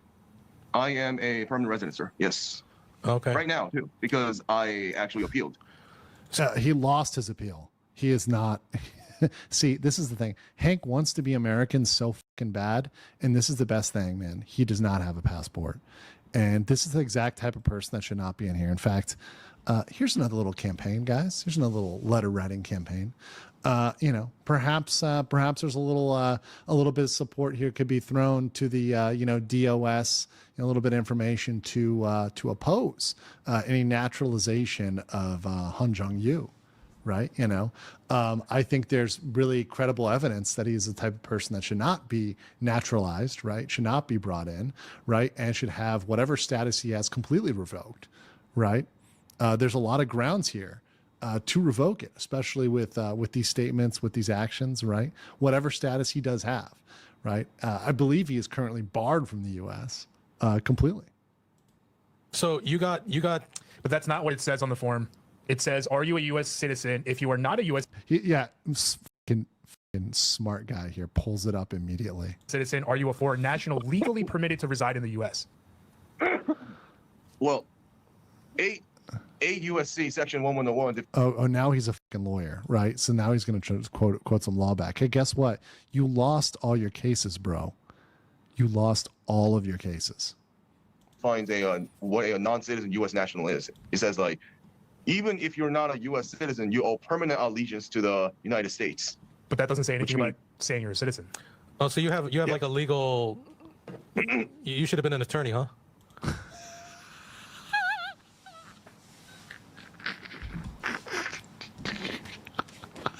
I love how this guy subtly roasts him here. That's so good. This guy gets fucking 5 stars. Oh, you should have been an attorney. So currently you're trying to come back to the United States. Is that correct? You're trying to appeal your case? Negative, sir. I actually plan to move to China. Shanghai. And do you think that they will? You think China is going to look kindly to you? I know a lot of people in Shanghai. In fact, I got a good friend in Shanghai. I didn't know about this. I might have some talks. We might have some talks about Hank going to China, huh? That's interesting. Accept you with open arms. It's kind of a difficult process to I mean, I've looked into it. I'm also curious as well. But isn't it a difficult process to get naturalized there? Open arms, I don't think so. But if you have an engineering degree or like a science degree, then it's much easier. You are an engineer. Yeah, and I love that. Also, I love that. I love free speech, and I'm going to go to China. Right? That's so great. I love free speech, and I'm going to go to China. It's great. It's fucking great. I'm a free speech advocate. Let me head to China. Or you have an engineering degree. Yes, sir. I am pursuing. I'm going to pursue masters of engineering. I see. Okay, great. Hey, so this has been a pretty peaceful discussion. Yes, sir. It was kind of a little weird in the beginning because you were walking around and distracted. But after the trial, can you tell us more about the Johnny stuff? And where's Gino right now? Is he back in America? Yeah, Gino is in Japan, and Yeah. That's an interesting fact. I didn't know he was in Japan. I don't know whether that's true or not. And this is something I want to confirm. Like, is he in Japan? Because that's very interesting. Obviously, Johnny can't go to Japan. That's a very interesting fact if that is indeed true. Japan. Yes. Okay. Good to know. If he did come back to Korea, do you think he would be in trouble with the authorities? Probably not. I mean, Gino didn't really do anything. Yes, he would. Absolutely. That's why he's not coming back. I mean, if Gino's so not afraid, then Gino should come back, right? Then Gino should come back. But he's definitely not doing it. You know. Okay. Yeah, you were there when. So when I saw the video where Gino was there, and you were standing next to him, and Gino was saying like, "Can I eat your pee?" and like making the la la la face, and you were laughing at that, right? You think so? That's funny to you, right? That is actually absolutely funny because most people think that's illegal. That's actually not illegal in South Korea. No, forget the legal thing. Oh, sorry. So I made a misstatement. One of my Korean people just texted me here. I want to correct the record. So I actually said it was Shibman won, or like 100,000 won. It was actually 500,000. So that's Oshibman won. So that's 50 man won, right? So 500,000 Korean won. So that's like $300. So as he paid, the settlement with Youngman, between Youngman and Hank, was about $300. So a little bit more, right? But once again, this is what Hank is suing people over. It's like a couple $100. Trust me. In Seoul, like cost of living, you spend that in like no time. The women don't want to be harassed like that, or do you think it's funny that they get offended by that? Sure, but like I think it's funny because they're in a club street. And they should expect to get like that, but they get offended like that. What the fuck? They're in a club street, so they should be harassed, like, and threatened to be raped? No, just because you're in a club street. Look, listen, man, I'm all for free speech. I'm also all for like, hey, if a guy wants to come up and like talk to you and like flirt with you, that's fine. As long as they do it in like a calibrated way or like a regular way, like, hey, what's your name? Hey, whatever, that's fine. But like, you don't deserve to get rape threats because you're in a club area. What the fuck? No. Or get yelled at and screamed at. What the fuck? I personally wouldn't do it, but But he was enabling it. He was actually doing it. He was telling him to get the F out of there. He was yelling at these people. It's crazy. He was there enabling and doing it. So he's trying to cope here because he knows he's getting pushback. But don't you think just like you should expect to get jumped if you're hanging around Johnny and like that? Shouldn't you also expect that? It shouldn't be a surprise, right? To get jumped over that? No, I don't think so. I mean, whether you agree with it or not, you can't. Right. I mean, like, if you were in the fucking Wild West and you started doing this type of shit, you would just get shot. And I have a question. I mean, how does grooming fit into free speech? Because all she did was just use words, right? And she has a right to use your words. Well, she had my fully informed consent to. Yeah, I don't think he. He just said, oh my God. He's smiling. Look at how happy he is when he says this too. He's happy. He's smiling. This is the voice after he talks about. He's like look at this. Look at this. I'm gonna rewind this a little bit. Right. She had my fully informed consent to. Yeah, I don't think he. Look at that grin. Regret. And he said he was groomed. Once again, it's fine if you want to like look, listen, I don't care what your orientation is. It is what it is. But he's saying like I was groomed in a negative way, right? Like I was taken advantage of. I'm the victim. And he's like laughing about it. Like if you're a victim, like you don't speak about it like so glibly, right? If like you're an actual victim, if you want to play that victim card, right? That's that. All right. Well, anyway, hey, thanks for doing this interview with us. Let's do a more. I'm actually curious. Do you have a take on the recent happenings about in this past week in Korea? Because you seem to be against the Gen X Koreans, so you must be against like Korean people in general or whatever. Big things happened this week, I'm sure, as you're aware. Do you have any thoughts? What's going on there? Well, yeah. Like I'm not against Koreans. I'm just against like Korean politicians. Sure. But yeah, I'm against like older Korean culture. Right. So then we end the. Do you have right? Okay. So then I'd like to tell you one more thing, but yeah, on the Korean president, he's saying that he did it to investigate election fraud. If he did, he's the hero. I mean, if that's true, right. He's a hero. But I mean, I guess I'm just like asking what you believe. What do you believe? At this point, I don't have any evidences to believe one way or the other. I don't want to make a blank statement and I'm wrong later, but yeah, I do believe that if it's false, then all right. First of all, my favorite president is Chun Doo-hwan. Okay, all right. Okay. You know what? All right, before we open up that whole, let's save that for next time because we're a little bit over now. We are going to get into why you like Chun Doo-hwan, but yeah, we'll talk about that next time, okay? And try to get Johnny on with you next time because we want to ask him some questions too, okay? That next would happen. I mean, that can happen. Try to get Johnny on? Oh, boy. Yeah, get Johnny on. You know what? I'm not going to say anything. You know what? Get Johnny on. That's a great idea. Johnny, go on. What's the worst that could happen? I mean, really? What's the word? Come on, Johnny, do it. Yeah. Johnny, just go on. Yeah, let's get him on. Yeah, let's do it. Let's do it. Happen when all of my legal cases are sure it's going to be like a couple months, Okay, sounds good. All right, then. Let us know when that happens. Let me tell you one more thing. Yeah. When it was like a Korean exorcist, they always say, these guys are fucking afraid of what he's gonna say. It's so fucking hilarious. They're literally in fear of what this guy's gonna say. It's like, let me say one more thing. This guy's already talked about getting pegged. He's already talked about getting quote unquote. He's talked about a bunch of other shit, talked about femboys, and he's like, hold on. I got one more thing to say. They're like, yeah, 인사하네? Right. Which means like, why aren't you like bowing down to me? Yeah, but I insa anyway. Greeting you. I tell them, 니마 비 차오 니마 쓰러.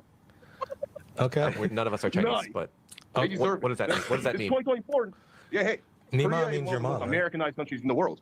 Right. Oh, that bowing down shit. I fist bump. You know what I'm saying? All right. Well, I'll fist bump you, but I bow to others. It's not a big deal. It's just but okay. Just different types of handshakes. All right, Hank. Nice fist. Fist bump. Hey, yeah, fist bump, buddy. Or not buddy, but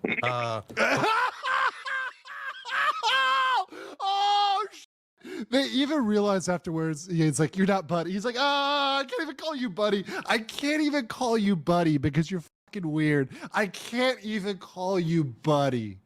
Bro, that is so fucking uncomfortable, man.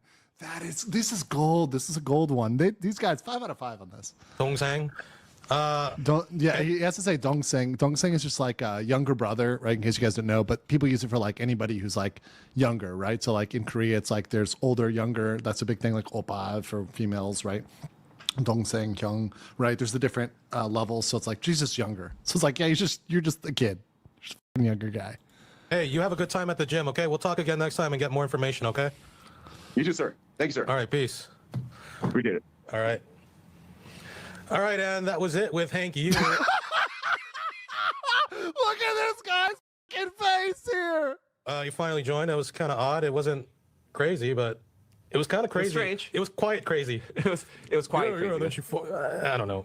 He's a character. I mean, I did look him up. It does look like he spent time in a mental institution. Yeah, I mean, that conversation was absolutely mind-numbing. Okay, guys, that was Johnny's BFF, Hank Yu Explains Himself by Korean Social Club. Fucking hilarious. Absolutely hilarious.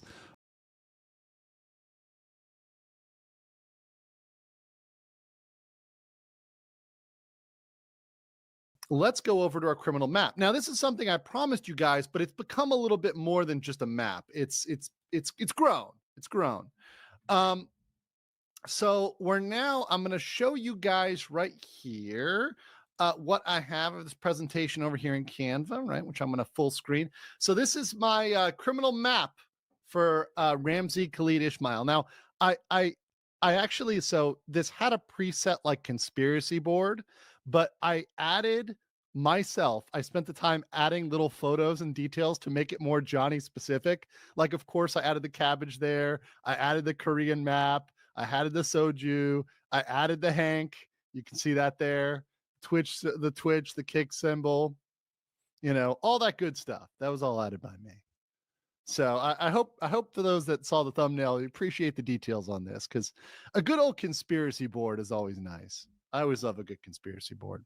This is something that you guys asked me to do. You asked me to put together a map of his crimes. But before I did that, I wanted to talk a little bit about my process talk about putting this together, talk about how I got this information, and then we'll go into it. And also, this is going to be both a basic conversation and an advanced conversation.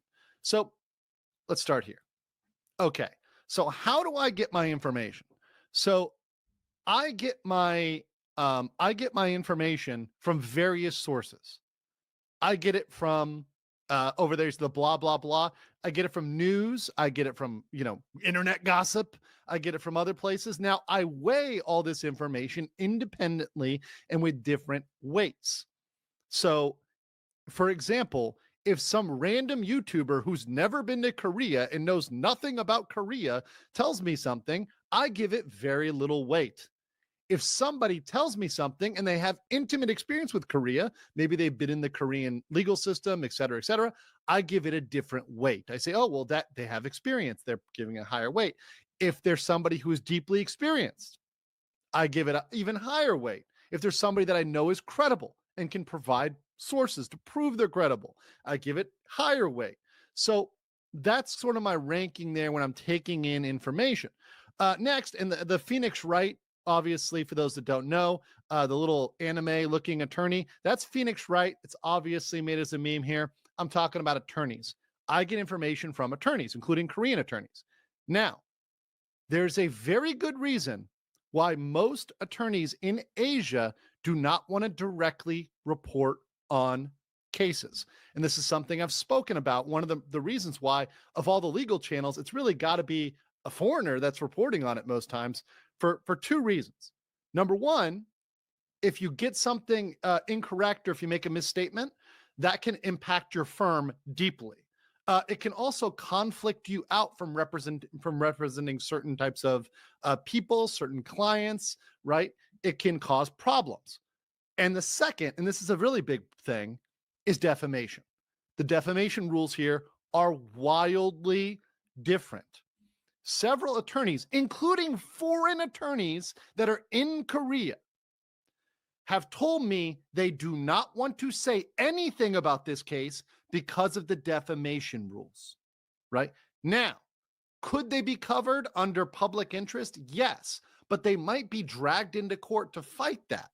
And unless they're willing to go into court and fight that necessarily, and they're prepared to, risk their career, risk their reputation, risk their firm, right? They're a little bit afraid of defamation because defamation hits different. That's why, for example, when I cover topics like Niji Sanji in Japan, right? Or if I cover anything in East or Southeast Asia, something happened in Singapore, something happened in another jurisdiction, right? The local attorneys, they'll be willing to talk to me privately, but they won't get on the stream and they won't talk about it. And the U.S. is different. We have different defamation laws. In the U.S., if you say something that's true, that's a total defense. That's not necessarily true in Asia. Japan had a famous case about a dentist. A dentist got a bad review and they had to take it down because it was considered defamatory, despite the fact it was a genuine review on Google Reviews. That's known case law. You can look that up. It's Japanese law, right? That's just how it is. And we can argue whether it's good or bad. That's not for me to say. I'm not a moral, this is the morality of XYZ. This is the law. And that's what I try to focus on my channel is this is a law. Now, of course, I am not a Korean lawyer, right? And I never pretend to be, but that's why I can speak to people indirectly and try to filter what they say to me. Now, that said, are lawyers always right? This is a good one, including myself, by the way. I am not infallible. I, in fact, misspeak. I make misstatements. I can say something incorrect. I'm not infallible. I'm not some sort of the authority of God over here where every word I say is unimpeachable, right? No, of course, I can say something and maybe it was, maybe in the context it might not have been correct, right? Or there needs to be more detail, right? Or I could have misunderstood something, right? That can happen. And lawyers can also be incorrect. And I want to tell a funny story. So my attorney here in Korea was actually technically incorrect about something. So this is very funny. So I'm talking to people that know about the Korean system. So you see the little handcuffed emoji, little handcuffs over there. Some people I'm talking to, in fact, several people, have experienced the criminal system in Korea, whether they've been in prison here or they've been charged with crimes, or they've helped defend people. They have extensive experience in the criminal system. Now, they told me that it is very possible that additional crimes, if they were committed under the same incident, could be added to the case that's going on right now and set for trial on the 20th of December. So they said, let me be very clear, that additional crimes, if they're related, could be added. My lawyer said that's highly unlikely. Now, of course, they're lawyers, right? So what did they say there? They said it's highly unlikely. Highly unlikely. Does that mean it'll never happen? No. They're just giving the impression that it's highly unlikely to happen, right? So I'm listening to it and I'm like, okay, you think it's unlikely, but he thinks it's very possible. So let's see if the lawyer's right. And the lawyer for this case is a she. So let's say it's a she, right? The she said it's improbable. The other one said it's possible. There's not necessarily in conflict, but one of them's kind of saying it's not going to happen. One of them's kind of saying it is, right? Or it could. So the non-lawyer was right. The non-lawyer was right. They added the additional charge of violation of the Minor Crimes Act. So now at trial, instead of one thing, obstruction with business or interference with business, it's the same thing, right? Interference with business. And now you've got interference with business, crime 1, crime 2, Minor Crimes Act, violation of Minor Crimes Act. So there's now 2 things because they've added that. They added that on December 5th, officially to the record. It's been confirmed, right? So these 2 things are there. So the lawyer who said it's improbable, well, I mean, they're not technically wrong, but they gave me the wrong impression, right? Now we're going to talk about the stacking because this is confusing. We're going to talk about the stacking charges today. So don't worry, I'm going to explain that. That's why I say we're moving to 102. But one thing I want to say I put the most weight in, and that's why I put it in the little red circle. And this is what I give by and large the 99.9% of, in fact, I will say, if I get something that I see this, I will 100% report on it without any delay. And that is information that has been confirmed by the court itself. If the court itself has verified the information, I'll report on it. And the best example of that is the court date. The court date, which now everybody has reported on and is citing me over, whether they give me credit or not. I'm the one who reported the court date. Nobody else would really know it if I didn't say it. Right. So that's verified. That's with the court. Anybody can go and, well, if they know the information, they could go and confirm that. If they know the information, it's possible to be confirmed. So that's something I will report without hesitation. I don't need to weigh it or balance it. It's something that's verified. It's in the system. Right. And then, of course, I also listen to comments, likes, emails, and you can always email me, andrewesquirelive@gmail.com, and I'm willing to answer your email, talk to you, or do whatever, right? So if you leave a comment and it's thoughtful, I will read it. And some people will ask me to change the way I present information. Some people want more basic information, and some people want more advanced information. And that's my next slide here. Some people need that special basic explanation. They need me to explain laws are when are rules of the government, and crimes are when you do a no-no, right? Some people need me to explain that. Jail is where the bad people go. Some people need that. And I love you. And if you're there, I still love you. I appreciate you. But that's a level of some people. Below that is general information. And that's where I just have to explain people, for example, that America and Korea are different countries. And in different countries, you have different rules and laws. And a lot of people are shocked that there are other countries that have laws that are different than the United States, and how they apply those laws are different than the United States. So, for example, a lot of people are shocked, and they still, in my comments to this day, they do not understand that, for example, in Korea, you're not typically arrested and thrown in jail pending a trial. You don't have to post bail. It's not typically required here, right? It's not something that's standard like it is in the United States, the bail system in the United States. And people really struggle with that. And I can say it a million times, but they have trouble with the very basic concept that these things are applied differently. Same thing with something like defamation. I've said it a million times, but I'll say it again. The defamation is applied differently. Let's go back. Let me go back one slide. When I say blah, blah, blah, one source of information, and I can say this, is insiders. Now, you guys saw Fabarius, right? Obviously, Fab was the mod for Johnny.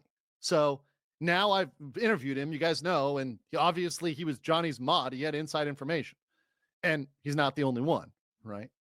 Now, a lot of people don't want to come on camera like he did. Fab was very brave to do that because it takes a lot of balls to actually come on screen and show your face and come out and actually do that. Not everybody does that. Most people on the internet do not have the courage to do that, to put their face out there.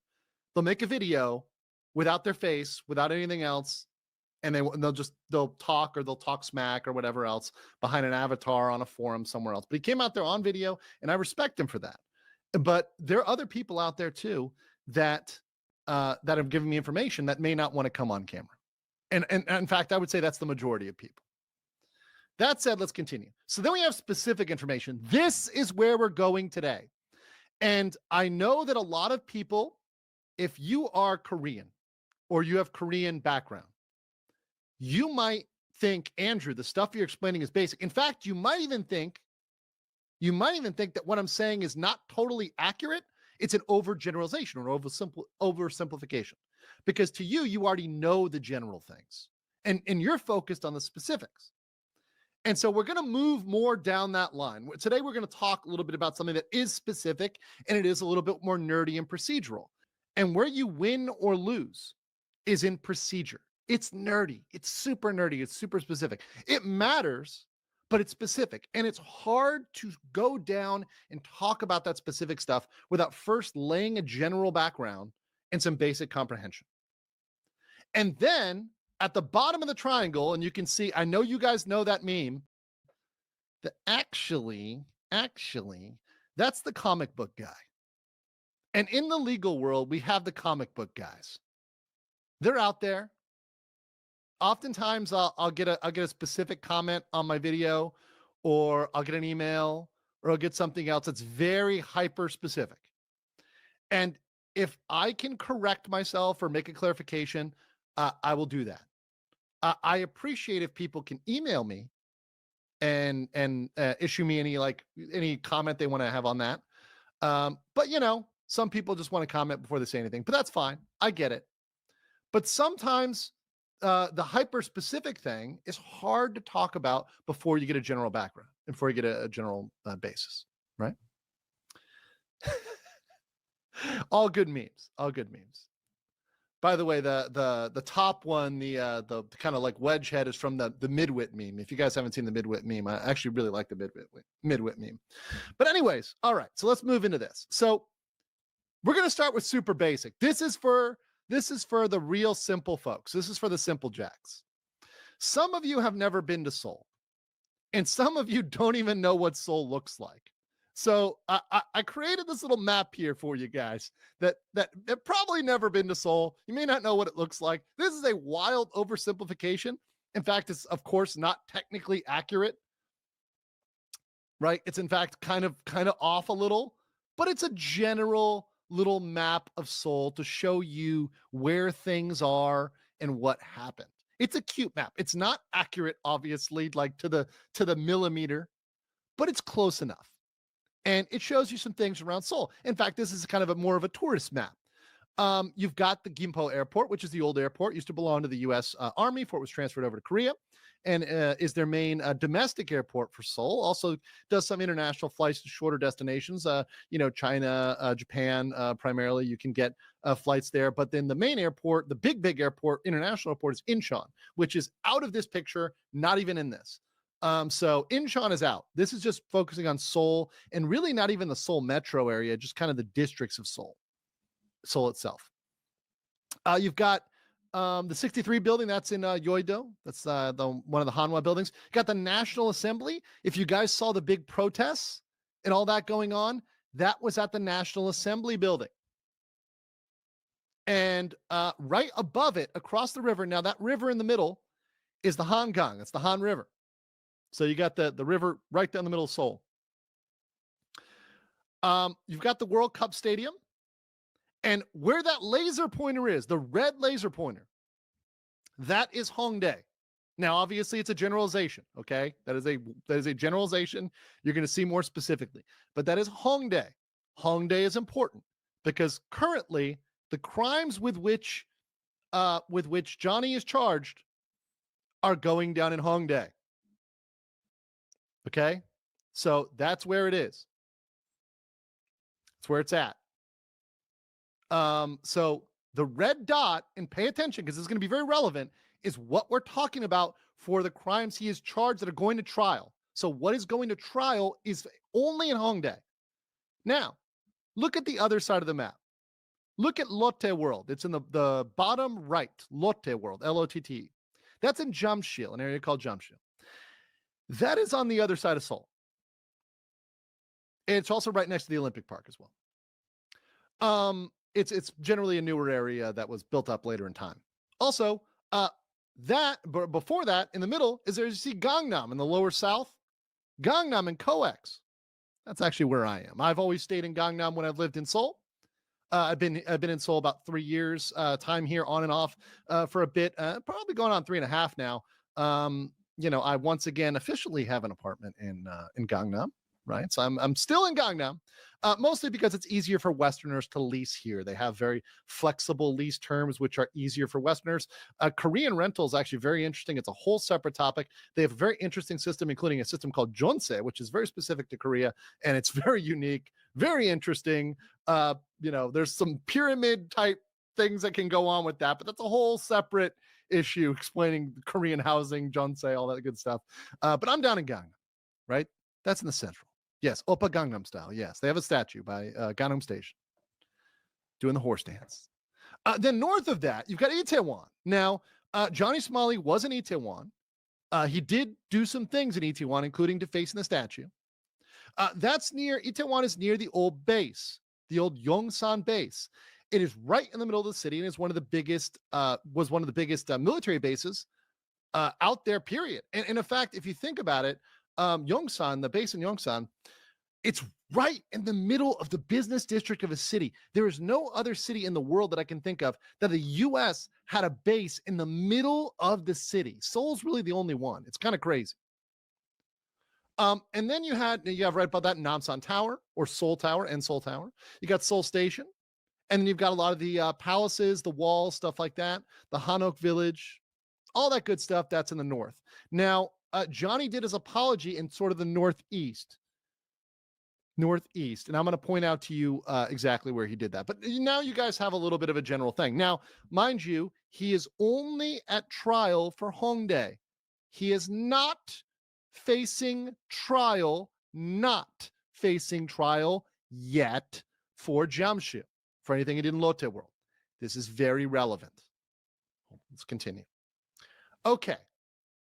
So the courts in Seoul are divided up by districts. This is nerdy. Now this was basic.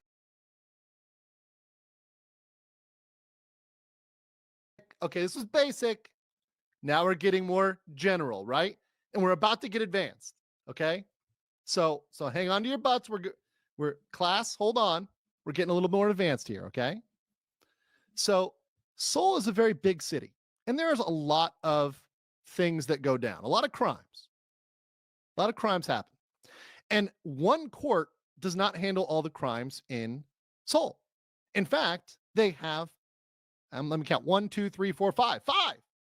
Five different zones. And they don't 100%, I don't think they 100% correspond to the numbers, but they're close. They're very close, close enough that I can use it. So, for example, Johnny's trial is in the Western District. The Western Court is handling it. That is zone number 8. So if you go over here, zone number 8, you can see it includes Mapogu, Soremun. Have you ever joined a multiplayer game only to find that you were alone? I'm sure most of us have experienced this at least once, being alone in a map that's usually teeming with player activity. Am I the only one who thought of these servers as always feeling strange? as if they carried an absence. An absence of players, sure, but more accurately, an absence of soul, like a building without a foundation. Something is missing besides just the players, something so obvious but you can't see it. It's that strange feeling you get when walking down a school hallway alone, or being the only one driving down a highway. After a long while of this absence, your mind, unable to explain why you're alone, may just come to the conclusion that you aren't. I think that's why the idea of a dead game has gotten so popular recently. It's the digital equivalent of exploring what many call a liminal space. And it may be because of this that I find dead games to be endlessly fascinating. Games can die in a number of ways. They can become irrelevant, they can lose support from developers, or the reasons behind their lack of players can just be a mystery. But one way or another, exploring a multiplayer game, knowing that nobody, not a single soul is with you in this server or any other, makes you feel like you're seeing something you shouldn't, as if you're in an out-of-bounds zone, completely alone. It almost lets your mind play tricks on you. This strange feeling of loneliness being filled in by gaps in your mind is something I've talked about before, but with dead games, it feels different. The paranoia you feel in a dead game feels almost more justified. Dead games are unique in the way they unsettle you, because they aren't trying to. So why then is there this feeling of being watched, this feeling that you aren't alone, this feeling of horror? Dead games are surprisingly terrifying. In this video, I'll go over 3 examples of dead games, forgotten servers, or just games left to rot in obscure corners of the internet, all to find out why dead games are so scary, while encountering some weird things along the way. I aim to explore the horror of these dead games and to find out just what or who is hiding within them. I've learned from exploring these games that you can never be too sure that you're alone. You'd be surprised at what dead Minecraft servers can keep hidden from view. You can never expect what you'll find in an old Minecraft server left untouched for years. There is a certain feeling of dread when exploring dead servers, an unsettling atmosphere. Especially when everything is right where it should be, items in chests, farms still growing. It makes you feel like the server wasn't abandoned, but rather everybody is just hidden, and you feel like you're being watched. I've talked about the eeriness of Minecraft in the past. More specifically, I talked about how Minecraft Peaceful Mode is the scariest version of Minecraft because the world was so dead. And I still stand by many of the points I made in that video. Minecraft can feel weirdly eerie, especially without mobs. But the one problem with that video is the fact that most players know that something scary existing in the peaceful version of Minecraft is impossible. The majority of people online know how Minecraft works. We know there aren't any jump scares, nor are there any strange entities, and everything you come across in the overworld and nether, while in a different context, are usually all things you've come across before and expect. But what about when you're completely alone in a dead Minecraft server? The things you may find and encounter feel more unpredictable. Your environment is foreign, and unlike in regular Minecraft, your chances of being watched aren't zero. This brings me to a server that, intentionally or otherwise, exemplifies the terror of Minecraft as a game by virtue of being nearly completely dead.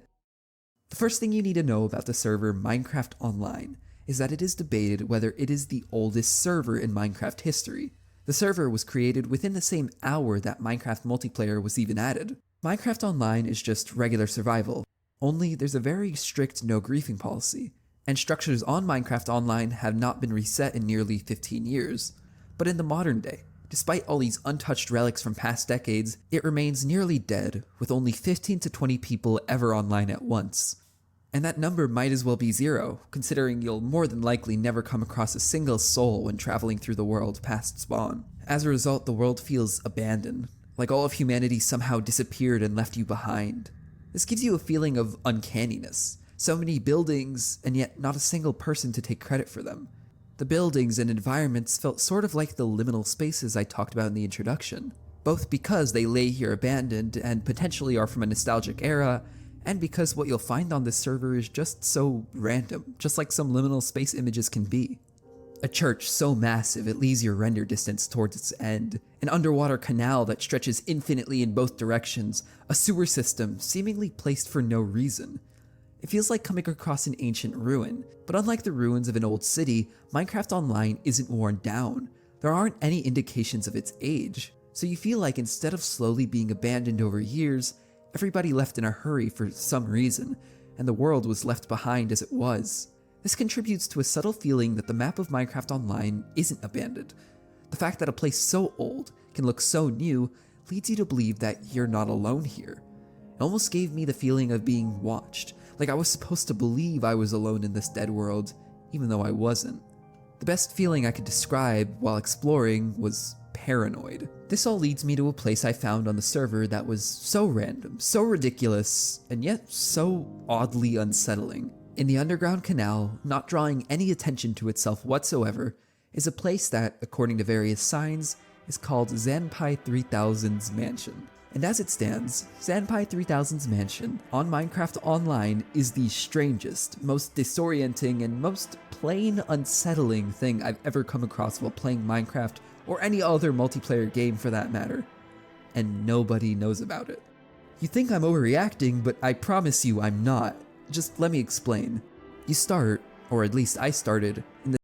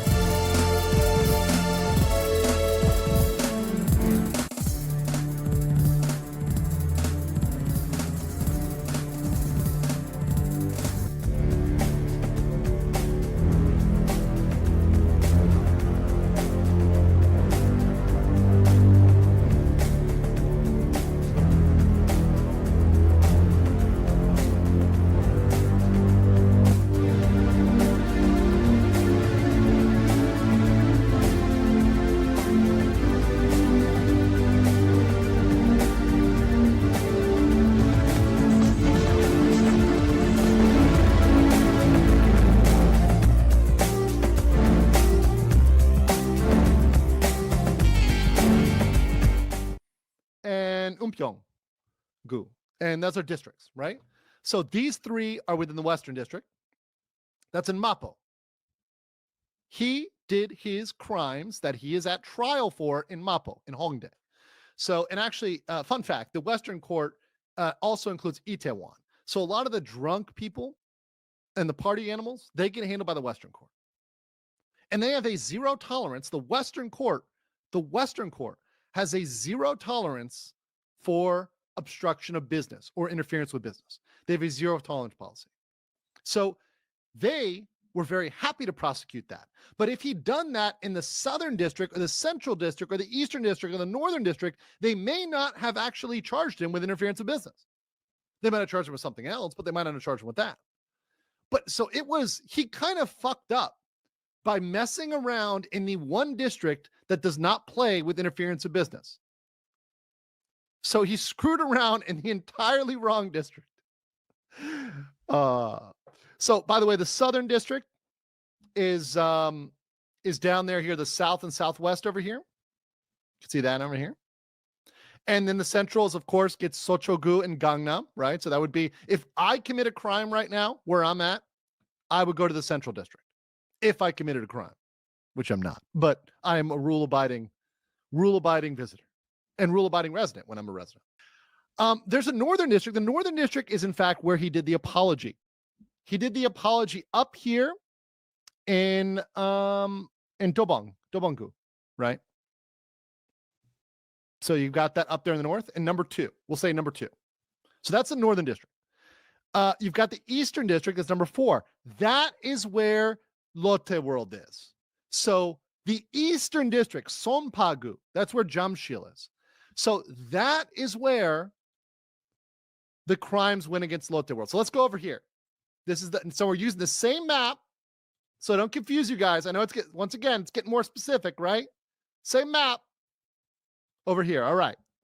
So you see in number 1, by the way, in Jongno-gu, in that district is where one of the statues is by the Japanese embassy. And that's the one he did the Diddy party. That's the one he rubbed himself in oil and he diddied himself up. So that's in the north there. I don't know whether that one would technically be the Northern District or the Central District. I'm actually not 100%. I think it's the Northern, but don't quote me on that one. See, that's one I don't know, and I'm going to admit I don't know it. Right? But he's not charged with a crime for that. Not at all. And his apology, you see there, is in the Northern District, number 2. Now, the crimes at Lotte World, which I put the little castle, and the incident on the train, on the metro, that was in number 4. Now, the metro could be in several districts because if you remember, he got stopped by the transit cops while he was on the metro. He could have still been coming from the Northern District because he was staying in the Northern District, and he took the metro down to number 4. So he was staying. So Johnny Somali was staying around number 2, and he took the train to number 4. So technically, it could have been in the Northern too, the train crimes and stuff, but he hasn't been charged with those in terms of going to trial, right? So let me be very clear. There have been police, and I'm going to explain this in further detail in a second. He has not had a trial date set. There's no trial date for the stuff in District 4 there, for the stuff in Lotte World on the metro. However, in number 8, he has been charged for what's related to the ramen in the convenience store. Now, and as you can see, number 8, which is the Western District, I also have the pizza because you see the pizza incident, ABC Pizza, and I also put an angry girl. An angry girl. Jungle Main, because Heckram Jungle One Trick, whose GM has been challenger. Never played his ADC. Climb from Iron, I think. And then he has a video recording his thoughts. So we're here to react to see what he says. If you've never played ADC before, then by the end of this video, you'll feel like you have. For the last 3 weeks, I've been playing on a fresh account where I've gone through all the elos from Iron all the way up until Diamond, playing only ADC. Throughout that time, I've never duoed a single time, I've never played with any other player, and I have only locked in stereotypical bot lane picks. Apart from no mages. Games I played Dr. Mundo, of course. And yes, after having a day that felt like a fever dream and ending almost every single game, I did end up getting rank restricted as well. So, what I'm going to do today for you guys is I'm going to give you guys my unfiltered experience as an ADC player and really let you guys know what playing the role is actually like. To start things off, I haven't played lane in years. The last time I was a laner was back in Season 10 when I was a lane Hecarim one-trick and I used to play Hecarim mid and top. Lane Hecarim? Oh, yeah. To hit a peak of Grandmaster 300 LP, but every champion I played besides Hecarim had a legitimate 30% win rate. And that's just for laning. My when ears, it comes bro. to playing ADC, Anyone the else? last time I consistently played ADC, champion I played besides Hecarim had a legitimate 30% win rate. And that's just for laning. My when ears, it comes bro. to playing ADC, Anyone the else? last time I consistently played ADC was back in Season 5 when I used to be a Gnar top and a Jinx bot 2-trick. So, as you can tell, going into this challenge, I didn't really know what to expect. My thoughts were that ADC was an easy role piloted by crybabies that would just get mad when their support left the lane. And as a result, I thought that if I just played a bunch of games, played mechanically well, which I knew I was able to do on Hecarim, and then also built items that increase survivability, I thought I'd be good. My approach to playing ADC was that of a bruiser player's This guy built tank items, yeah? what I don't want to see when I see an ADC on the enemy team. If I see somebody building Berserker's Greaves and a bunch of crit items, I'm happy. Why? Because they're easy to kill. True. But then when they build things like steel caps or bruiser items, they become infinitely harder to kill. True. And they make my job way harder as a bruiser. We'll agree, we'll agree. Into this challenge that if I played ADCs like bruisers and I just built them kind of tanky, This is a then good I'd be trade able to with breeze Soraka. through every elo and 1v9 every game. Let's just say 1v9 I every got game. a bit of a reality check. Oh, Elos, reality even check. though I did lose a lot of games initially, the games did feel kind of easy. I would have way more deaths than anybody would ever think is acceptable for ADC players, but I was still able to maintain high-ish win rates of about 60% because my mechanics in teamfighting were just really good. Yes, sometimes I would go in too early and end. Yes, a lot of the times I would get caught out on side lane. But in the games where I would actually play the team fights properly, my spacing was good enough that I was able to solo carry quite a few games. This is a great trade. Second mid game started What rank is this? Oh, he took a time shot. We'll talk about rule 1 of being an ADC. Rule 1. Comebacks are possible. True. The biggest thing. Rule 1 of being an ADC. Rule 1. Comebacks are possible. True. The biggest thing that I learned about being an ADC player for a little while is that if your laning phase goes badly, it does not mean the game is over. Since Unless you feed the jungle. carries are typically expected to position well and play off their teammates engage and play off other people going in, it makes it so that you'll have quite a few opportunities within a game where if you can just bide your time, you can find a random triple kill, get enough gold through shutdowns to get more gold than the enemy AD carry, and then from that point on just take over the entire game. The amount of games where I was literally going 0-8, 0-9, but I would be able to find that one team fight that just gave me shutdowns that put me ahead of the enemy ADC would probably account for about 40 to 50% of my wins. And this builds into point The heck? So many Mental wins. is the most important thing. I'm going to stand up for this because I really need to go in depth on what I'm about to say. But She if got you clothes actually as a gift from her listen to what I'm boyfriend. gonna say, 不是，他有没有可能他不是衣服的事儿呢？ But there was a small issue. 他跟图片他也不符啊。咱出现问题，是不是得先从自身找原因啊？ So she found a new use for the outfit. 看剧的时候，这边放瓜子儿，这边放包小皮儿。 Now, she's got not one, but 2 excellent snack bowls. 你早上上班买早餐手里拿着费运，哎，这边放包子，这边放粥，饿了你吃口包子，渴了喝口粥，完美。你都不用买包了。他买啥包啊？这叫包衣。 But then, 他是不是能调节呀？哦，原来问题搁这儿呢。那你笑啥呀？我这叫勇于面对自己的不足。 guys, would you ever buy this for your girlfriend? She got clothes as a gift from her boyfriend. 我咋穿呢？不是，他有没有可能他不是衣服？ Thank you to Delete Me for supporting PBS. Before we get started, I wanted to let you know that right now, PBS is at risk. American public broadcasting is the reason that Spacedom exists. the US government is considering devastating funding cuts that would jeopardize the ability to produce shows like this and many others.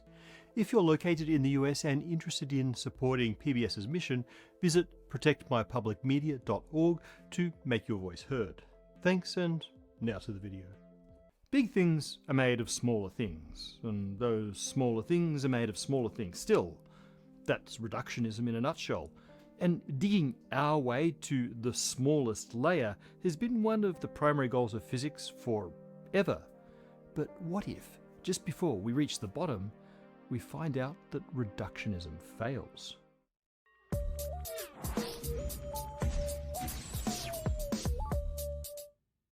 June is Black Hole Month. At the merch store, we have 2 new black hole merch items for sale. First up is a black hole size comparison desktop and gaming mat.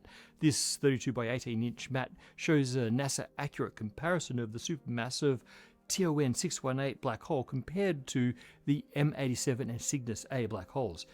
And next is the binary black hole orbit t-shirt and sweatshirt that shows how 2 supermassive black hole accretion disks would warp when viewed from near the orbital plane. There's also 10% off everything in the merch store in June. Just use the code BLACKHOLE at checkout. Links in the description. Okay, on to the episode. You are made of cells, and your behavior can be thought of as the collective behavior of those cells, whether it's the collective throbbing of cardiac cells behind your heartbeat or the coordinated firing of neurons behind your subjective experience.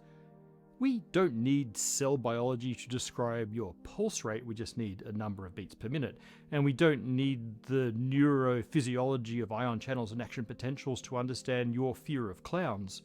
Psychology and maybe psychiatry are more useful there. If we go deeper, those heart and brain cells are made of molecules and then atoms whose interactions can be understood by chemistry without much attention paid to the quantum mechanics at work even deeper down. The universe has layers, roughly sorted according to size, and each layer can be described by its own set of rules or dynamics that we can use without having to know the rules of the layer below. It's pretty convenient that we don't have to do quantum mechanics to understand how people work. And we take this peculiar feature of our universe for granted, but perhaps we shouldn't. It's also convenient that to understand nature, we only need to look to smaller and smaller scales. Understand the smallest, then in principle, you've understood the largest. This notion, broadly described as reductionism, has been the cornerstone of much of science and certainly physics since the ancient Greeks. But this too may be an assumption that needs to be questioned. In a recent episode, we talked about the hierarchy problem, the fact that the Higgs particle's small mass doesn't feel natural in the context of this reductionist worldview. Some physicists suggest that this is a strike against reductionism. Others, like Sabina Hossenfelder, who responded to our video with one of her own, contends that it's this notion of naturalness that is misused. But reductionism has been a foundational tenet of physics forever, and naturalness has long been considered an important tool. This video is going to lay down some of the groundwork to give you a solid sense of how these concepts are fundamental to much of physics, which will help us understand why perhaps we should be surprised that these approaches seem to fall apart at the bottom. Let's start by defining some concepts. The idea that big things can be understood in terms of small things is called methodological reductionism. We also have the related concept of theory reductionism that I'll come back to. A few other terms. A level of new dynamics arising from a deeper, smaller layer emerges from or is emergent from that deeper layer. The dynamics, the rules describing the layer, arise from the potentially very different dynamics of its many parts, and those parts don't have emergent dynamics specifically coded in them.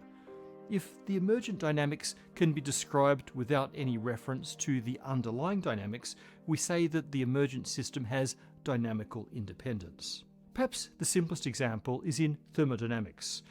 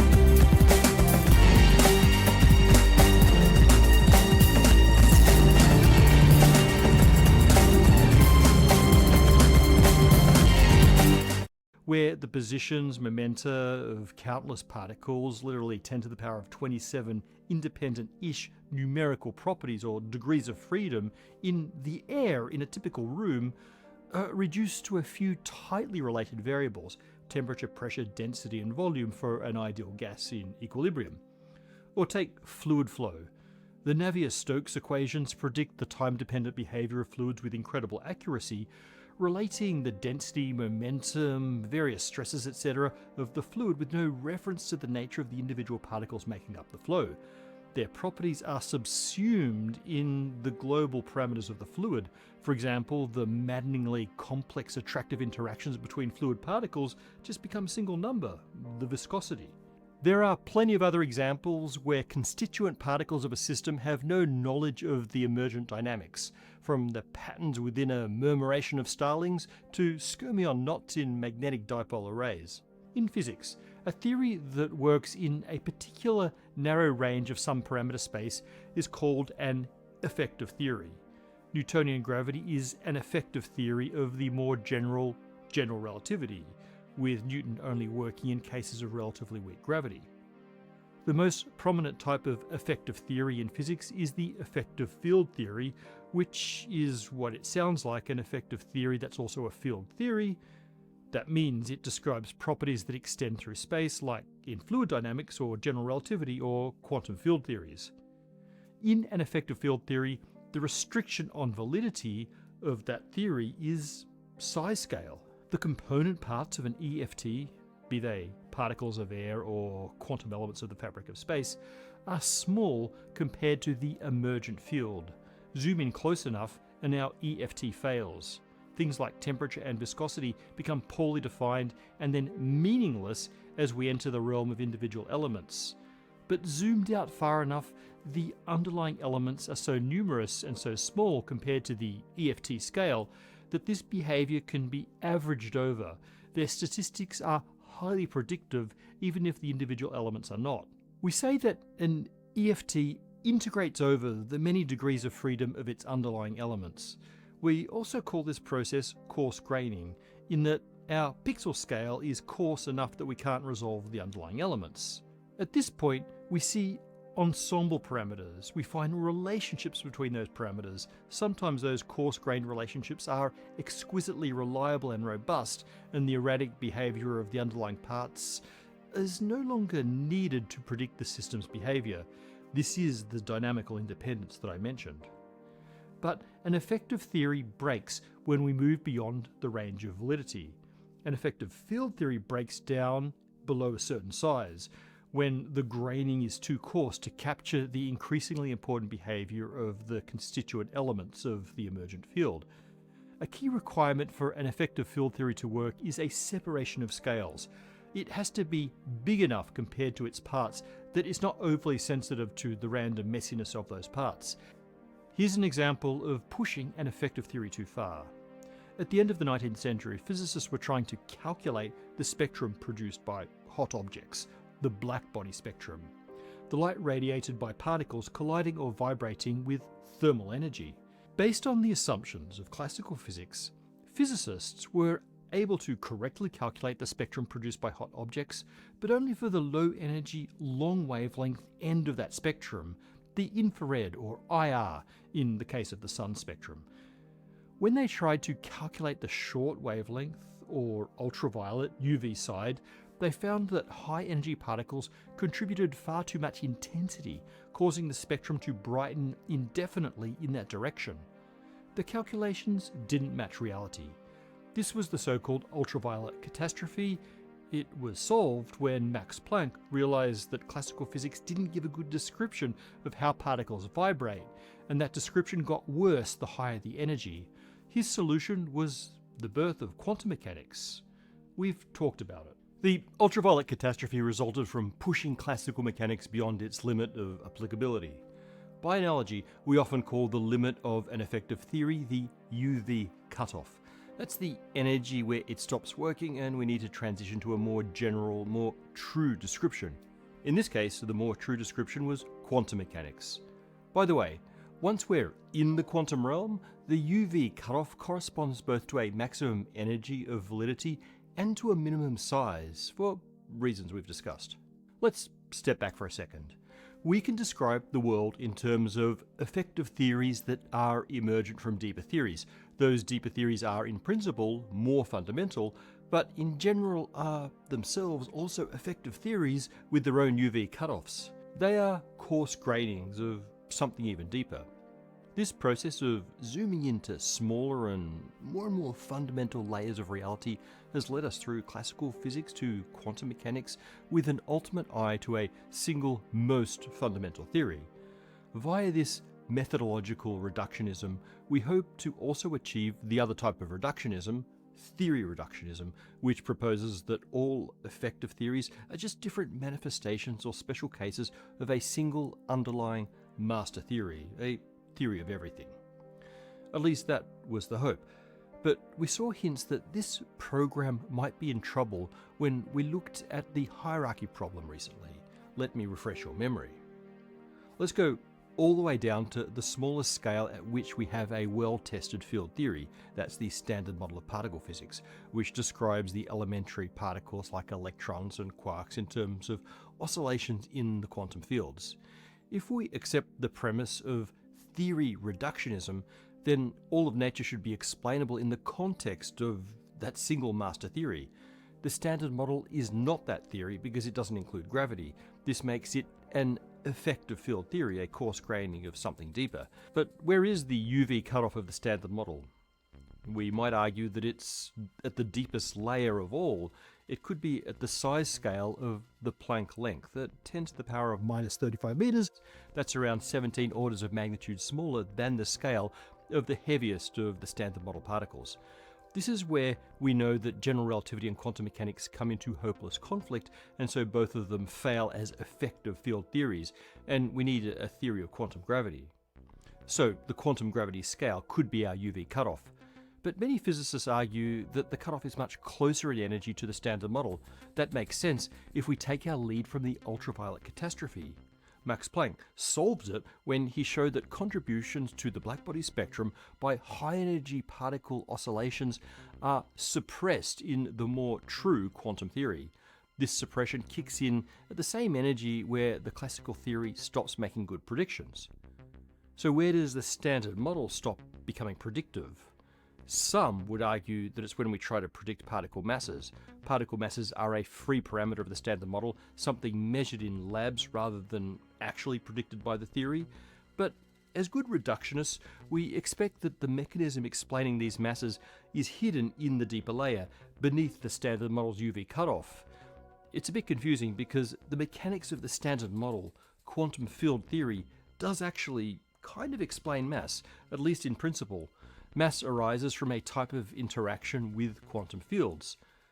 But in a manner analogous to the ultraviolet catastrophe, particle mass can become very large, even infinite, if you naively add contributions from high energy oscillations in those quantum fields. The main culprit is the Higgs boson, which in turn grants its mass to other elementary particles. Re-watch the last video for the nitty-gritty. But the point here is that the power of the standard model to explain nature appears to fail around the mass of the Higgs boson. Taking their cue from, among other things, the ultraviolet catastrophe, many physicists expected to find new physics close to that mass, physics that would suppress or cancel high energy contributions to the Higgs mass. They did not find that physics. At least the Large Hadron Collider hasn't yet, and it's probed quite a bit deeper than where this physics was supposed to appear in the form of new particles. So, could the mechanics that define the standard model parameters lie much deeper than is accessible to the LHC, or perhaps even to any plausible future accelerator? Could this so-called UV theory only emerge many orders of magnitude in energy and smaller in size than the scale of the standard model, perhaps even at the Planck scale? Many would say that this idea feels unnatural, claiming it requires very precise tuning of the parameters of that UV theory. In an upcoming episode, I'll properly address the fine-tuning argument more rigorously, including whether we should expect the standard model parameters and the UV parameters from which they emerge to be anything other than what they are. Some, like Sabina, thinks we should not.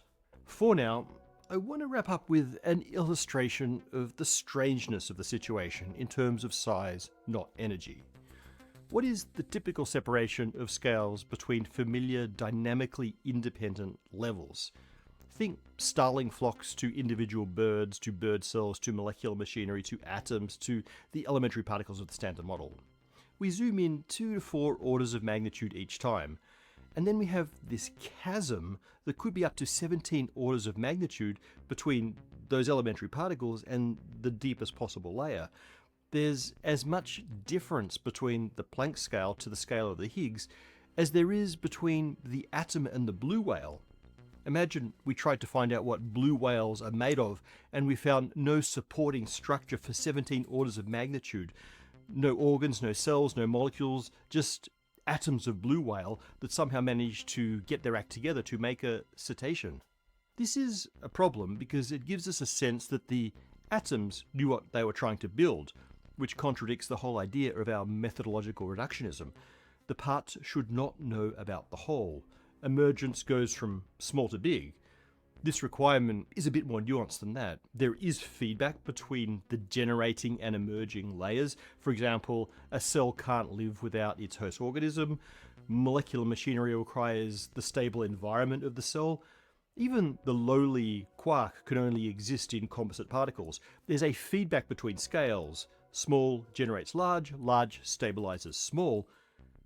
But this feedback acts locally, typically each scale directly influencing a layer above and stabilizing a layer below, similar to how the dynamics within each layer is spatially local. Throughout most of nature, this interplay between emergence and stabilizing feedback works when the separation of scales is neither too small nor too large. It's hard to imagine a mechanism for that feedback over the 17 orders of magnitude from the Higgs to the quantum gravity scale. If this is true, it seems like there are really only 2 broad possible explanations. Now, option 1 is that the UV theory that ultimately underlies and defines the Standard Model just is the way it is. It's doing its thing, oblivious to the fact that incredible richness arises many orders of magnitude away in scale. That seems a bit lucky, or finely tuned. We could also invoke the anthropic principle here in that only universes with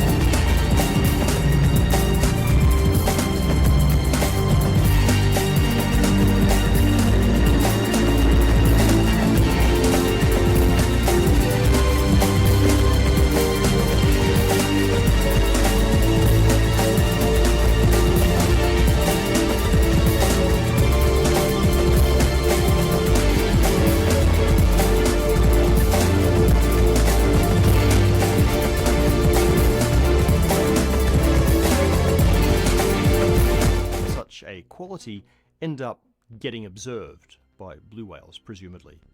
There's a solid case to be made for this, but you do need a ridiculous number of universes to make it work. We'll come back to that sometime. Or, option 2. Perhaps a type of downward causation or large to small feedback is stronger than the standard reductionist paradigm generally permits. Perhaps the Higgs does tell the lower levels how to get their act together over vast scales to stabilize its mass, or perhaps the Higgs mass is stabilized not from below but rather from above.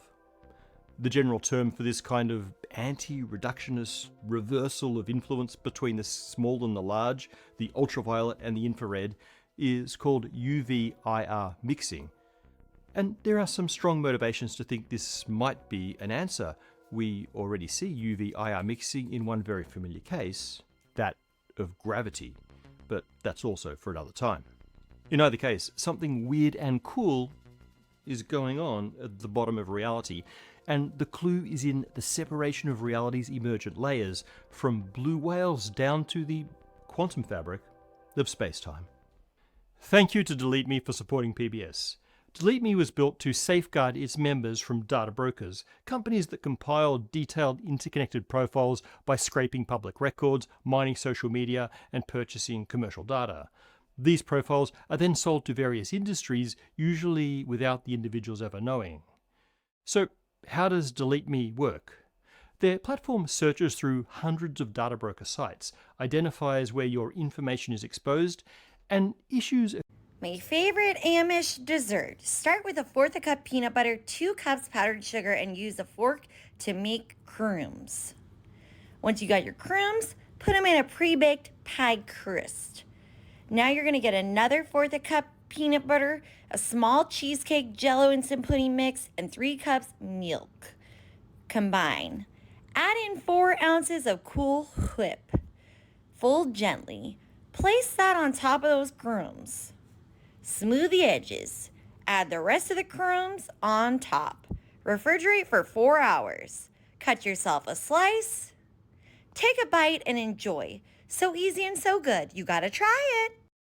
My favorite Amish dessert. Start with 1/4 cup peanut butter, 2 cups powdered sugar, and use a fork to make crumbs. Once you got your crumbs, put them in a pre-baked pie.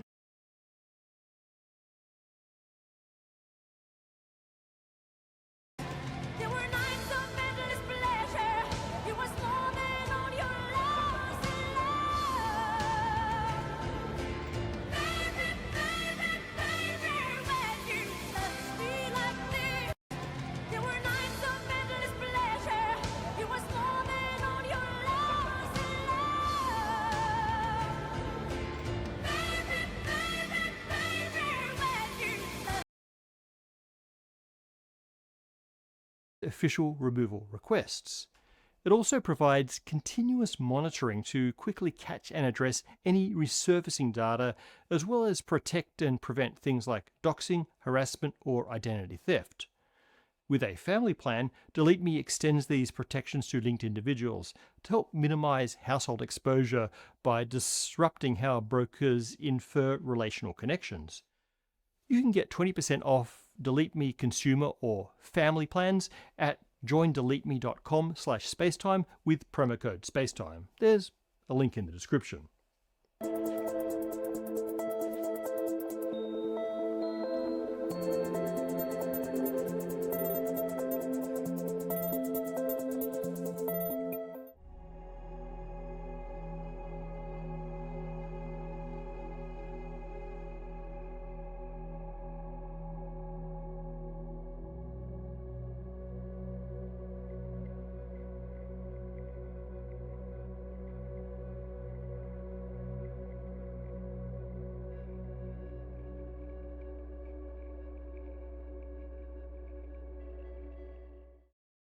Hello guys and gals, me Mudahar, and yesterday the internet died. Very briefly, but the internet did in fact die. A whole chunk of the internet just decided to go belly up out of nowhere.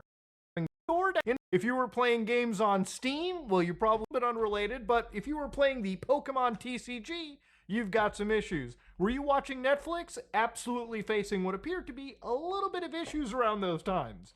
So yeah, ladies and gentlemen, it wasn't exactly a good time. And you might be wondering, why did some of the biggest websites in the world all die briefly at the same time?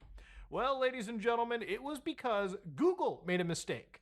Now, there's been a lot of speculations that it was a cyber attack, and there's a lot of crazy shit going on these days right now. Like, I believe right now Iran is going to get invaded by Israel. Like, there's a lot of crazy stuff, and there were people speculating that maybe it was the Iranian government or Iranian cyber attackers basically hitting a lot of American companies. And I just want to quell this by saying that's not the case. I read a couple of news pieces here, some comments being thrown around, but I just wanted to make this very evident. This was not a scary cyber attack. This was what happens when one person, one configurator at Google, made a little bit of a mistake that had a massive ripple effect on the entire internet. Now, if you go to the old friends over at the Google Cloud, one website you can always go to if you ever just want to get a quick idea is status.cloud.google.com. Now, in the internet, in the modern internet that we use, there's literally like 3 companies that control 70% of the world's internet. That would be Google, one of them. That would be Microsoft through the Azure cloud platform. And it would be Amazon's AWS. Okay, so these are 3 companies that control roughly 60 to 70% of the current internet that we use. So imagine if these 3 companies were to suddenly have actual tech issues, literally today, you would lose access to 60 to 70% of the world's websites or the internet or the common internet that me and you love to use. So that should show you how fragile the internet is. Basically, we're kind of on the balance of some of the biggest companies basically working every single day. So again, it's really important that the engineers behind here make sure that cyber attacks don't really happen or issues like this just don't happen. So obviously right now, everything is good and fine, okay? Everything just works out of the box. But literally yesterday, it was not working out of the box, okay? In fact, June 12th, literally yesterday, they were going around saying multiple Google Cloud products are experiencing service issues. So of course, down the road, their engineers are providing literally updates like every 20 minutes. I'm sure there's somebody in the office just whipping them like crazy, asking them, what's the problem? What's going on? People are losing some serious time, and we are... So yeah, roughly at 2 o'clock p.m., they were freaking out over here, and probably around an hour or 2 later, the engineers found the actual root cause and started to mitigate the problems.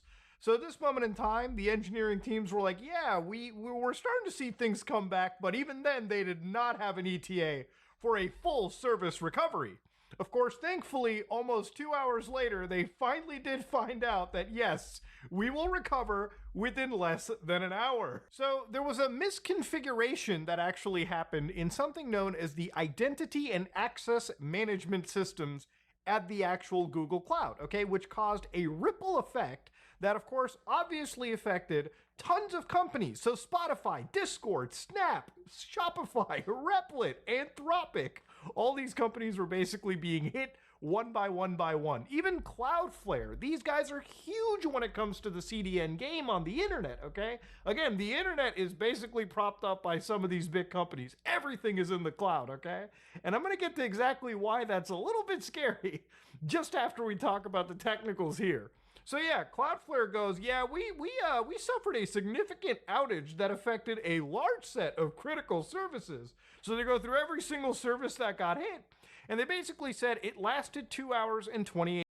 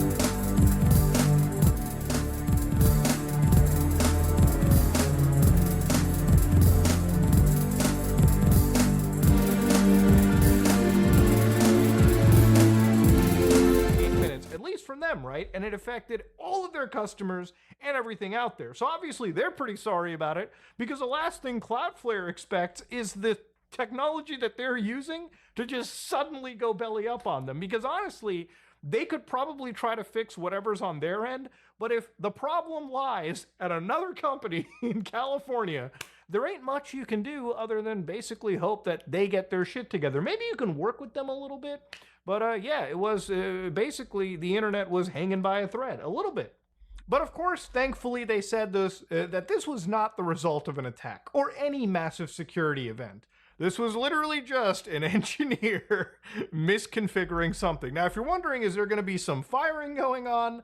I actually really doubt it. I don't think there's going to be anything super serious. These things do tend to happen. And honestly, at some point, you'd be surprised if at least once upon a year, the internet doesn't completely break on us, right? At least, thankfully, it gave the ability for people to go out and touch some grass for a few hours, just until the internet actually ended up coming back. But let's say that you were somebody that was, I guess, door dashing or maybe Ubering around. If you were affected by this, I'm sure that it probably did affect your grind a little bit. And to be fair, this is a ripple effect that's happened throughout everyone yesterday, okay? So again, you can see how millions of dollars can be lost. You can see how a lot of bad things can happen if the internet just chooses to die. Now, one of the things that people don't really talk about this like crazy is just how much of the internet is effectively run by a few companies out there, right? Like Amazon effectively runs 30 to 35%, from what I understand, of the global cloud infrastructure. Microsoft comes at with like, I think 20 to 25%, and Google has even just 10%. But 10% is a lot when you think about how big the internet actually is. So when you have 60 to 70% basically controlled by these guys, and one of them goes down, yeah, it sucks. You know, last year it was Microsoft that had an issue, and the year before it was Amazon that had an issue. So realistically, every year somebody's going to have a problem.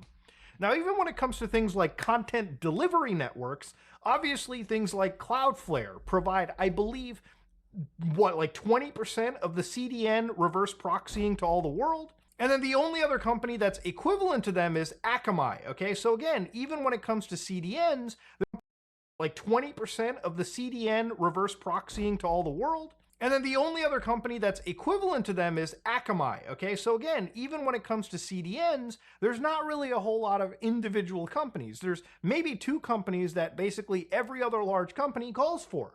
When it comes to things like DNSs, right? Cloudflare basically controls, I think, like 15%. They're the #1 DNS group out there. Google themselves is the largest public DNS provider. So yeah, the internet is effectively kind of propped up by a few of these companies, okay? A small group of companies control basically the entire internet infrastructure, all the way from hosting things onto the cloud to giving us DNS resolution for our internet, okay? So if you're ever wondering why my internet stops working, sometimes it really do be hinging on the actual backs of some of these organizations, and that's pretty much the scary side of it. So when you're looking at things like internet outages, like looking at the Thousand Eyes internet outage map, right? Like you had 92 reports in China, which are probably for a different thing related to China Telecom. You had 24 issues in Singapore, but literally yesterday, you had hundreds of problems all throughout the United States, okay? So you had issues in Los Angeles, New York, you had problems all the way down in Atlanta. It was just a shitty situation. Google was affected, Spotify was affected, Microsoft was slightly affected. Everyone had a little bit of an effect going on. Now, I think it's just scary when obviously you look at how important these services are and how much it's pretty much imperative that they have to keep working nonstop.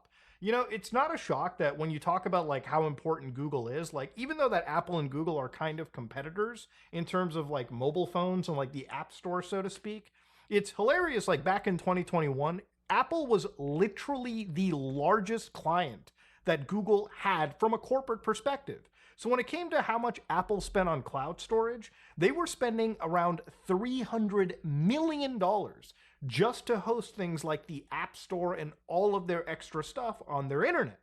And so when it came out to how much data that they stored on Google services, back in 2020, it was reported that they stored 470 petabytes basically meaning that if you looked at the total amount of data that apparently they had on Google's cloud, you're looking at He gets whispers from the Zeus himself. Odin comes down from the heavens, gives him the information that there's scenarios in the enemy team, so he proceeds to ban Mastery randomly in a game. All of that information comes from his left screen. He looks all the time like this. It's like mind-boggling to me.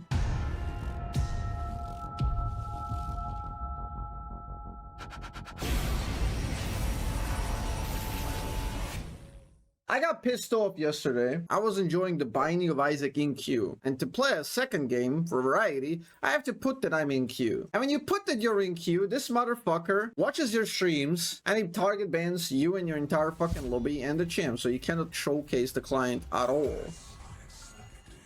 Brother, I'm playing Isaac.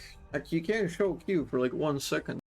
What people are hovering and drafting, so he usually will tell one guy to ban something and then he's gonna ban somebody else. So they ban 2 players per lobby. And the worst part is, like, he's making these other people complicit in a way where they don't know that they're complicit, right? If somebody comes in, like, you know, so let's say you go in, you don't intend to ban anything, and somebody tells you, like, can you please ban Jace? And you go in and ban Jace, but you don't know that this guy has the knowledge, so there's foul play there already. It's disgusting, right? Queue times in high elo go to 20 fucking minutes. You know what happens? Let's say you're playing versus Metro Archer, you ban Caitlyn. Let's say you go versus Hornlime, you ban Warwick. Let's say you go versus somebody else, you ban their fucking champ. Very often, they will dodge, or somebody will dodge because they got banned, because they don't want to play because of it. You know what it means? That means another 15 minutes. So you're single-handedly deteriorating the high elo, and that pisses me off to no end.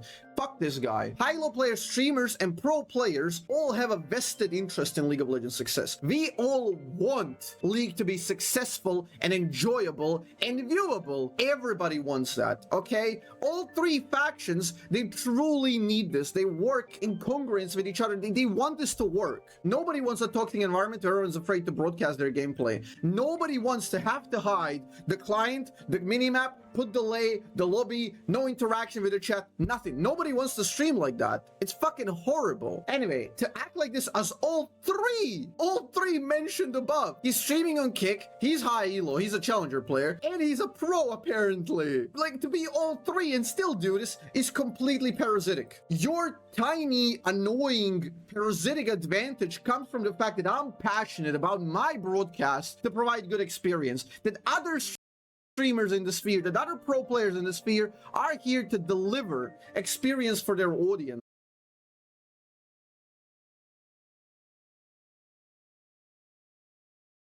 I hate this woman. This is Andrea Botas. She's the younger sister of Alexandra Botas, and together, their channel is Botas Live. And Andrea and I have a beef as intense as Drake and Kendrick Lamar. She's even been on record saying she wants to fight me in a boxing match. I've always wanted to fight Gotham Chess. Now, I would never physically fight Andrea because I'm scared. Scared of absolutely embarrassing her and ending her career. But we could settle this over a chess match. There's just one problem. She's playing in a chess tournament and I'm retired. But you know who can fight her for me? Our older sister, Alexandra Botas. The sisters got paired and for the first time in history had to play against each other in an official tournament game. I recapped the game. To see what happened, click that link below. I hate this woman.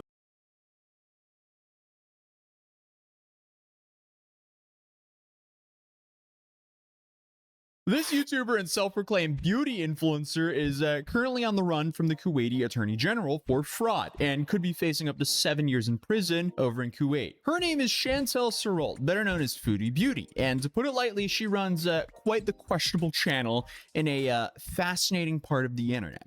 Now, under the desk is really horrible. It's so bad. Don't look at my ugly feet. Look at. Hey guys, hey, how are you? How are you? You look like a witch. Yeah, I mean, it's giving Nick Kokado Avocado, but without the acting. But I had to dig through Reddit forums, conspiracy threads, and overall just the armpits of the internet to find and put together this story. And it's quite the trip, to put it lightly. Let's start with the breaking news, though. So Chantel, she's allegedly hiding from authorities in Kuwait. And this is after being accused of charity fraud. She recently launched something called Save the Cats. You know, sounds a little bit close to Save the Kids. History doesn't repeat, but it sure does rhyme. Because this apparently was a supposed animal rescue effort that, according to Kuwaiti officials, was a front to get donations under false pretenses. So this whole situation started when Foodie took a cat off of the street and started asking for donations from her audience to essentially fund the life of this cat. This, according to Kuwaiti officials, could be a way to obtain donations under false pretenses. If we take her, will you guys help us? Like, for real? Start a GoFundMe? No, we could just do my PayPal if you guys want to send money to the... She's panting. Okay, let's bring her home. I know what? I'm going to put my PayPal after so we can directly get the money so that we can buy stuff for her. Oh, anyway, if you guys want to help out, because that's going to be a bit costly. It's just an unexpected expense. I know, we're going to do our best. Here is Foodie's brief explanation of this. So this whole experience has been the beautiful thing so about how League of confusing and Legends just has evolved exhausting over with the the years kid. with its hundreds of champions is that different champions can be the master of certain things. There's some champs that are designed to be tanks and be able to survive while taking a lot of hits.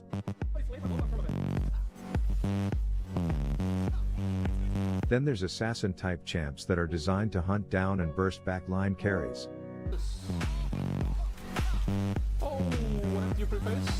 There's the champs that are meant for quickly taking down objectives and towers. There's the support type of champs that excel at healing up champs quickly. It's a great game because no one champ can do all these things.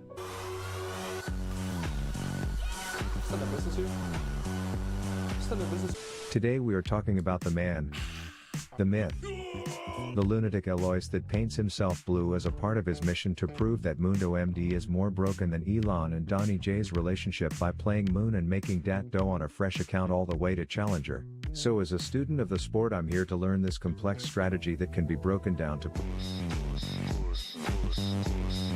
by studying what he does and then trying to apply it in my piss pit. Elo is an ADC main who has never drooled over the top lane with this 9 to 5 Frankenstein before, so friendly reminder to put that subscribe button and let's get into it. So he starts every game the same way. Gwenben, please. While he may have been listening to Benny Benassi loops all game, the first play sounded a bit more like Rihanna. But apparently this was a good death and I just wasn't thinking about it. Think about it. Think about it. Think about it. No, actually think about it. Are you guys thought about it?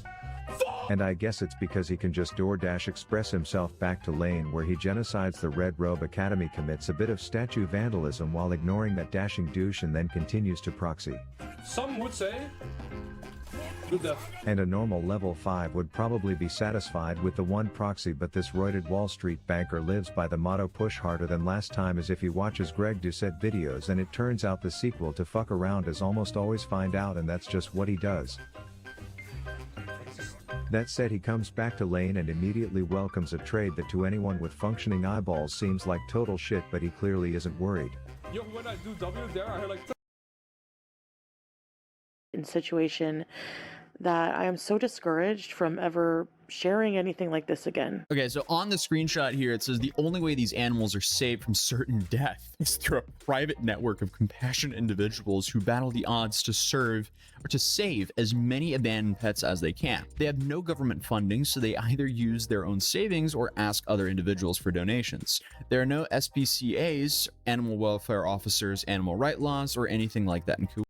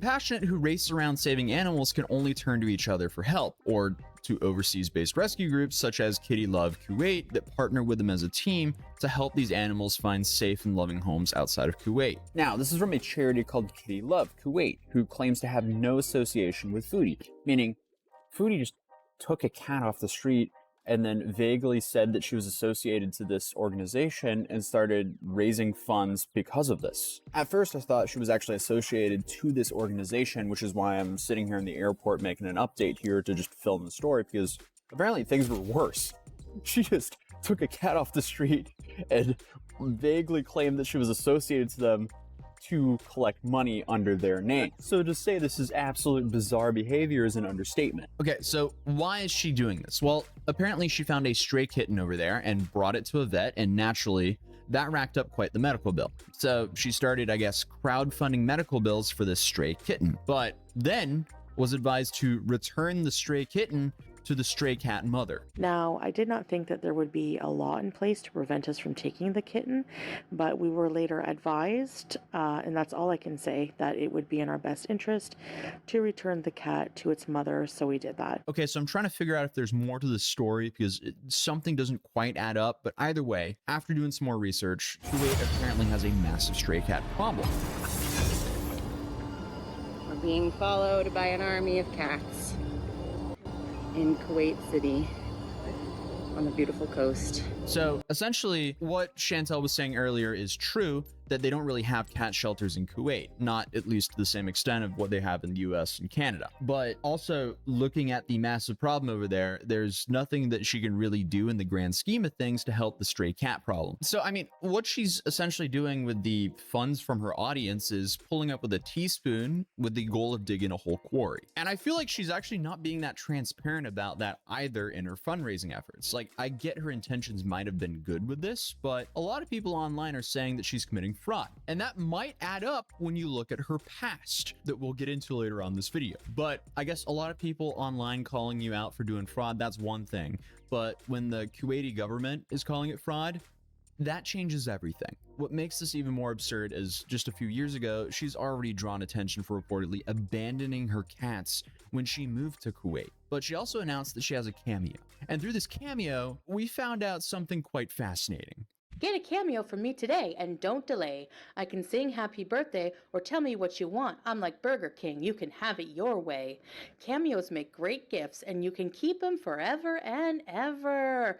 Bye. Honestly, I forgot that app existed, but this is all relevant because she recently denied doing a cameo because she was laying low and dealing with things, which I guess could be influencer code for the police might be involved, and yes, the Kuwaiti Attorney General, they're now seeking her. So things aren't looking too good for her right now. Here you see the cameo here being denied.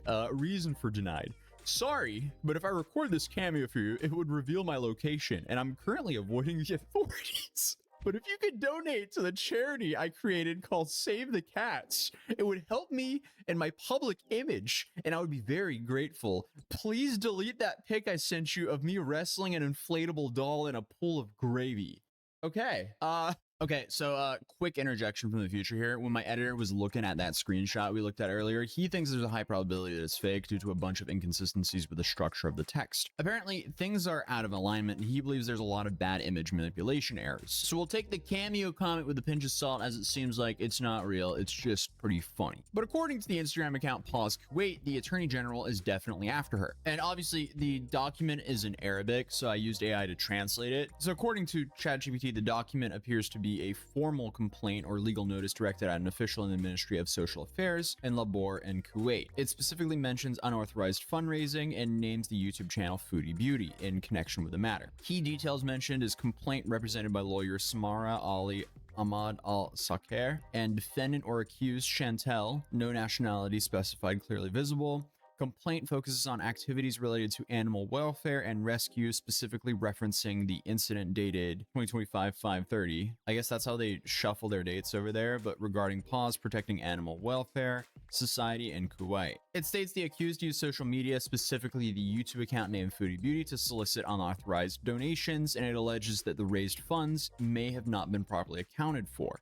and the accused is alleged to have misrepresented their actions, causing harm to the complaint and animal welfare organizations. And to make things worse for her, Kuwait apparently imposed a ban on all donations by individuals and entities. So either way, her doing a ban on all donations by individuals and entities. So either way, her doing all of this in Kuwait was apparently a terrible idea. Why Kuwait though? That's where things get weirder. Fair warning, everything about this can be described as quite odd. Chantel, she rose to, I guess, minor YouTube fame through mukbangs, eating huge amounts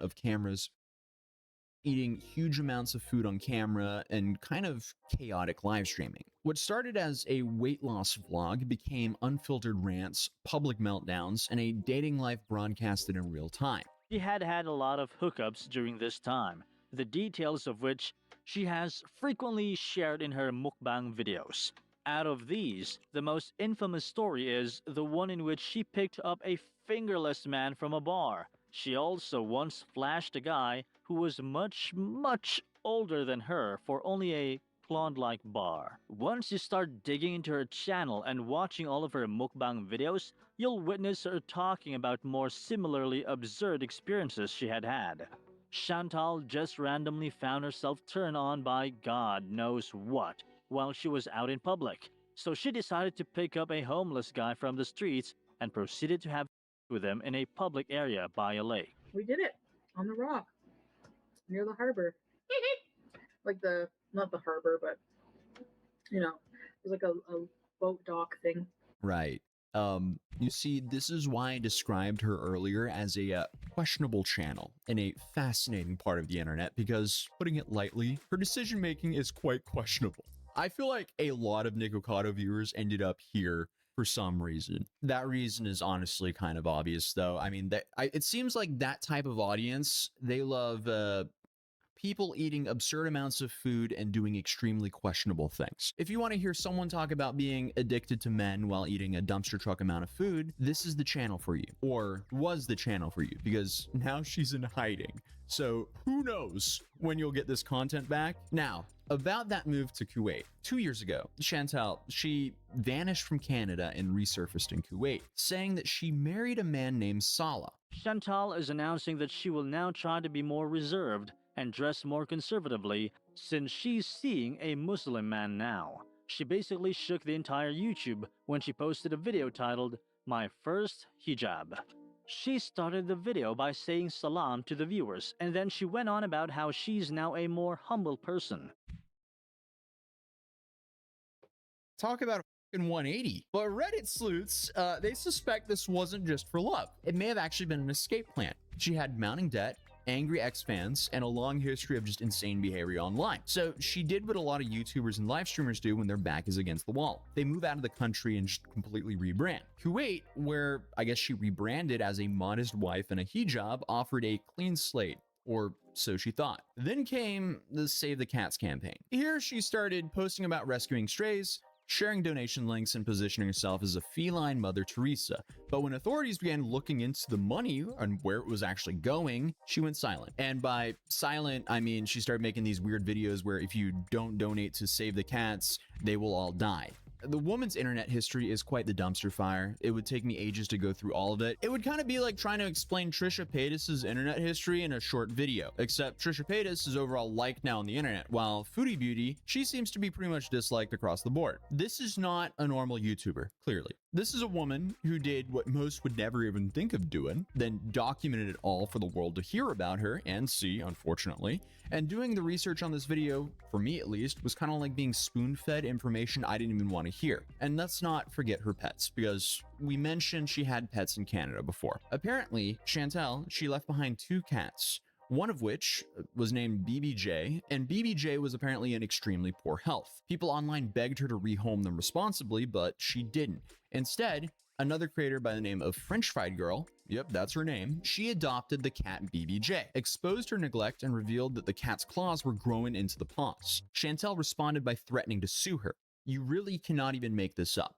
And again, unfortunately, we're just scratching the surface here. I feel like I keep getting whiplash from this story because it's going all over the place. And now the Kuwaiti authorities are investigating her fraud. The Save the Cats campaign may end up being the thing that finally ends her online reign.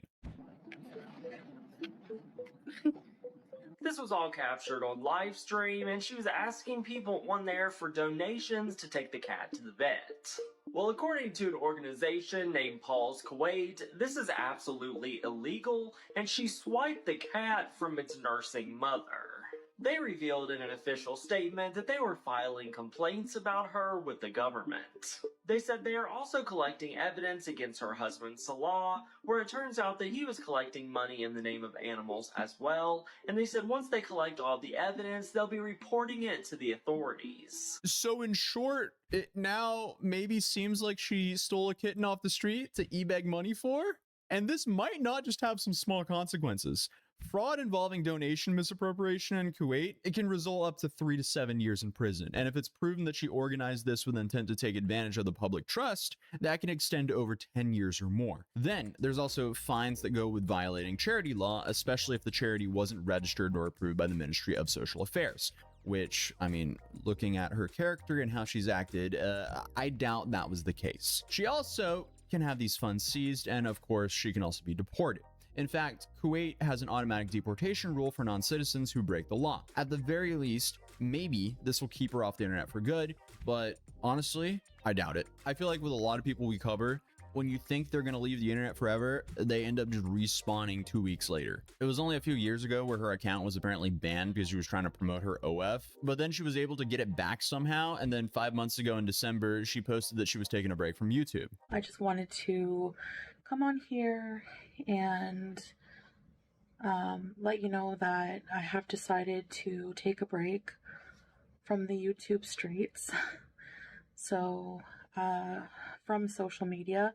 So that means that I will not be posting anywhere. But then 6 days later, she posted again. So who knows? She might actually be off the YouTuber streets this time. If convicted of charity fraud in Kuwait, though, she could be facing fines, prison time, and then deportation. So yeah, she hasn't posted her exact location. I don't know why she's fleeing from the police and hiding at the same time. I mean, I feel like that would just add to the sentence. But clearly, she has a past of doing questionable decision making. So are we really surprised? No, I am not. But it seems like things are really falling apart for her this time, especially with the Kuwaiti Attorney General knocking at the door. This isn't really just internet drama anymore for her. It's now a real-life legal situation with fraud charges, criminal investigations, and possibly prison time. So I guess this is just another episode of Influencer Finds Out Actions Have Consequences. This time abroad. If you're new here, feel free to subscribe to the channel, and YouTube thinks you'll enjoy this video right here. So I would definitely recommend checking it out because it's a pretty good video. But hey, I mean, other than that, I'll see you guys in the next video.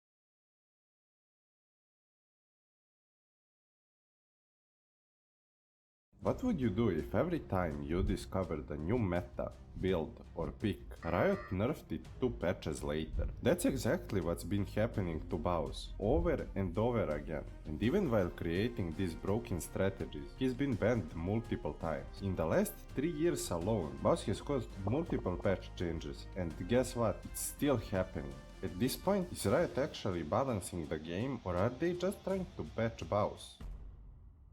While most players play to survive, Baus plays to pressure. He doesn't care about KDA, he cares about tempo. In 2019, Baus started gaining attention for his off-meta playstyle, but it wasn't until he turned Sion into a proxy machine that he truly exploded. Good deaths, proxy farming, building full damage on tank champions all looked like trolling, but somehow it worked. Even with disgusting KDA, Baus consistently manages to outfarm, outmacro, and outplay his opponents. Today he's one of the biggest league streamers in Europe, and what makes him so unique, he's not trying to be funny, he's not yelling at chat, he just plays and people love it. We did it! Nice, what the fuck? If you've been playing League in the past few years, there's a good chance that some things that you've seen on the patch notes were actually caused by the boss. Let's go down the list. Sion passive nerfs. Sion got a few different nerfs for his passive. Prowler's Claw was already one of the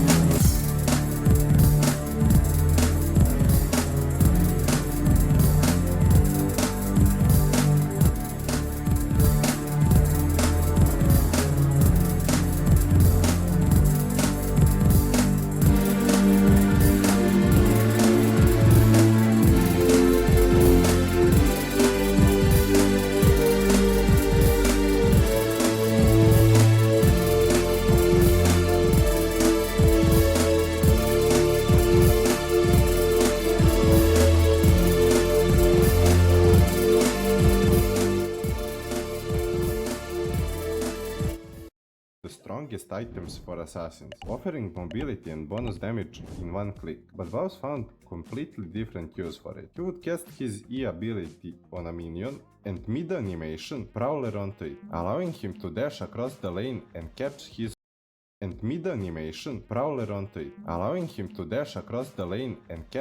opponents when they are not expecting it. That item alone let him dodge skill shots, gap close and kill opponents while in his passive. It's hard to say if Riot changed the item because of him, but they did patch the exact interaction by removing its use on minions, and later reworked the item entirely.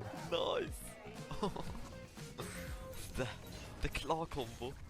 Glacial Augment Rework. Glacial was widely considered a bad rune, unless you were Scion. For Baus, it was perfect. Auto-attacking in passive slowed opponents, letting him get as much auto-attacks as he wants with his AD Lethality build before his passive runs out. After seeing it barely used anywhere else, Riot gave it a full rework in patch 11.23, removing the auto-attack slow entirely and tying the effect to immobilizing CC instead. On most champs, nobody noticed, but for Baus, it killed a rune that worked only for him. I mean, even though I inted, I still do stuff in my passive and stuff. Back in the day, Baus would intentionally die under enemy turrets just to deal as much damage as possible, since Scion used to do the same damage to structures in his passive as when he was alive. That changed in patch 12.9 when Riot nerfed his passive turret damage to 40% along with all on-hit effects like Demolish and Titanic Hydra.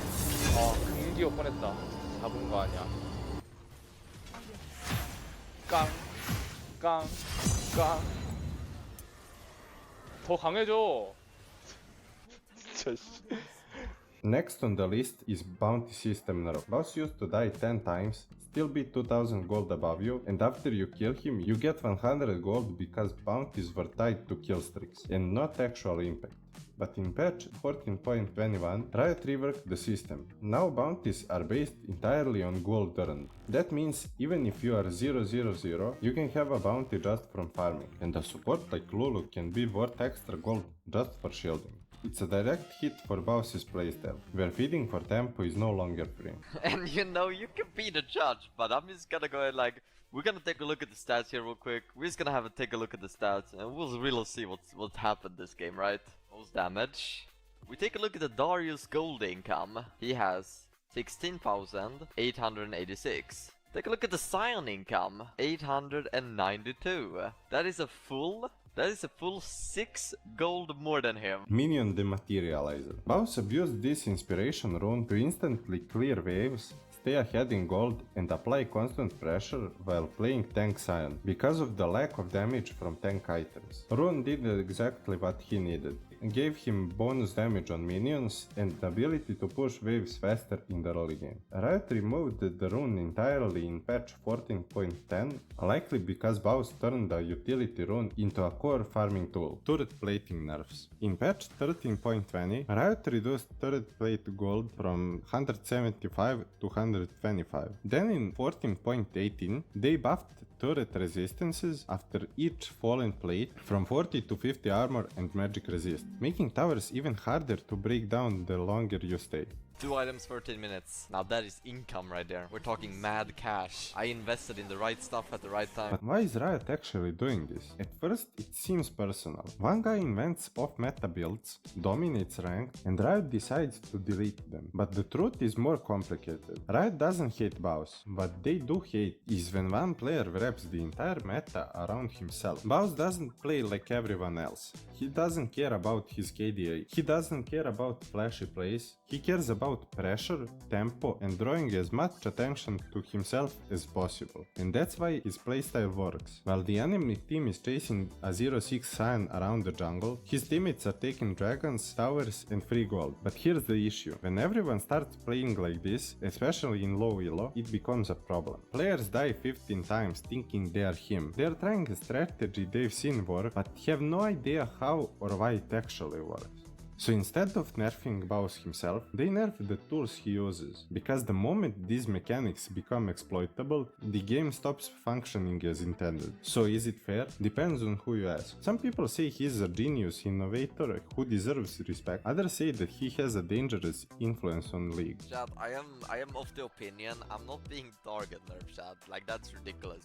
That is a ridiculous thing to say. But what I am a believer of, this goes back to Korea trip, Sion, inting Sion. What I am a believer of, Riot is not target nerfing me, obviously. Like, why would they care what one person does? But what happens is, very often, especially with the Sion from Korea, is I will play something that's really OP, and then it will be popular, and as soon as it gets popular, then Riot has to nerf it, right? How about you guys stop using the fucking shit? You're the one getting the shit nerfed, you know that, right? You're the one getting it nerfed. Stop stop using my shit.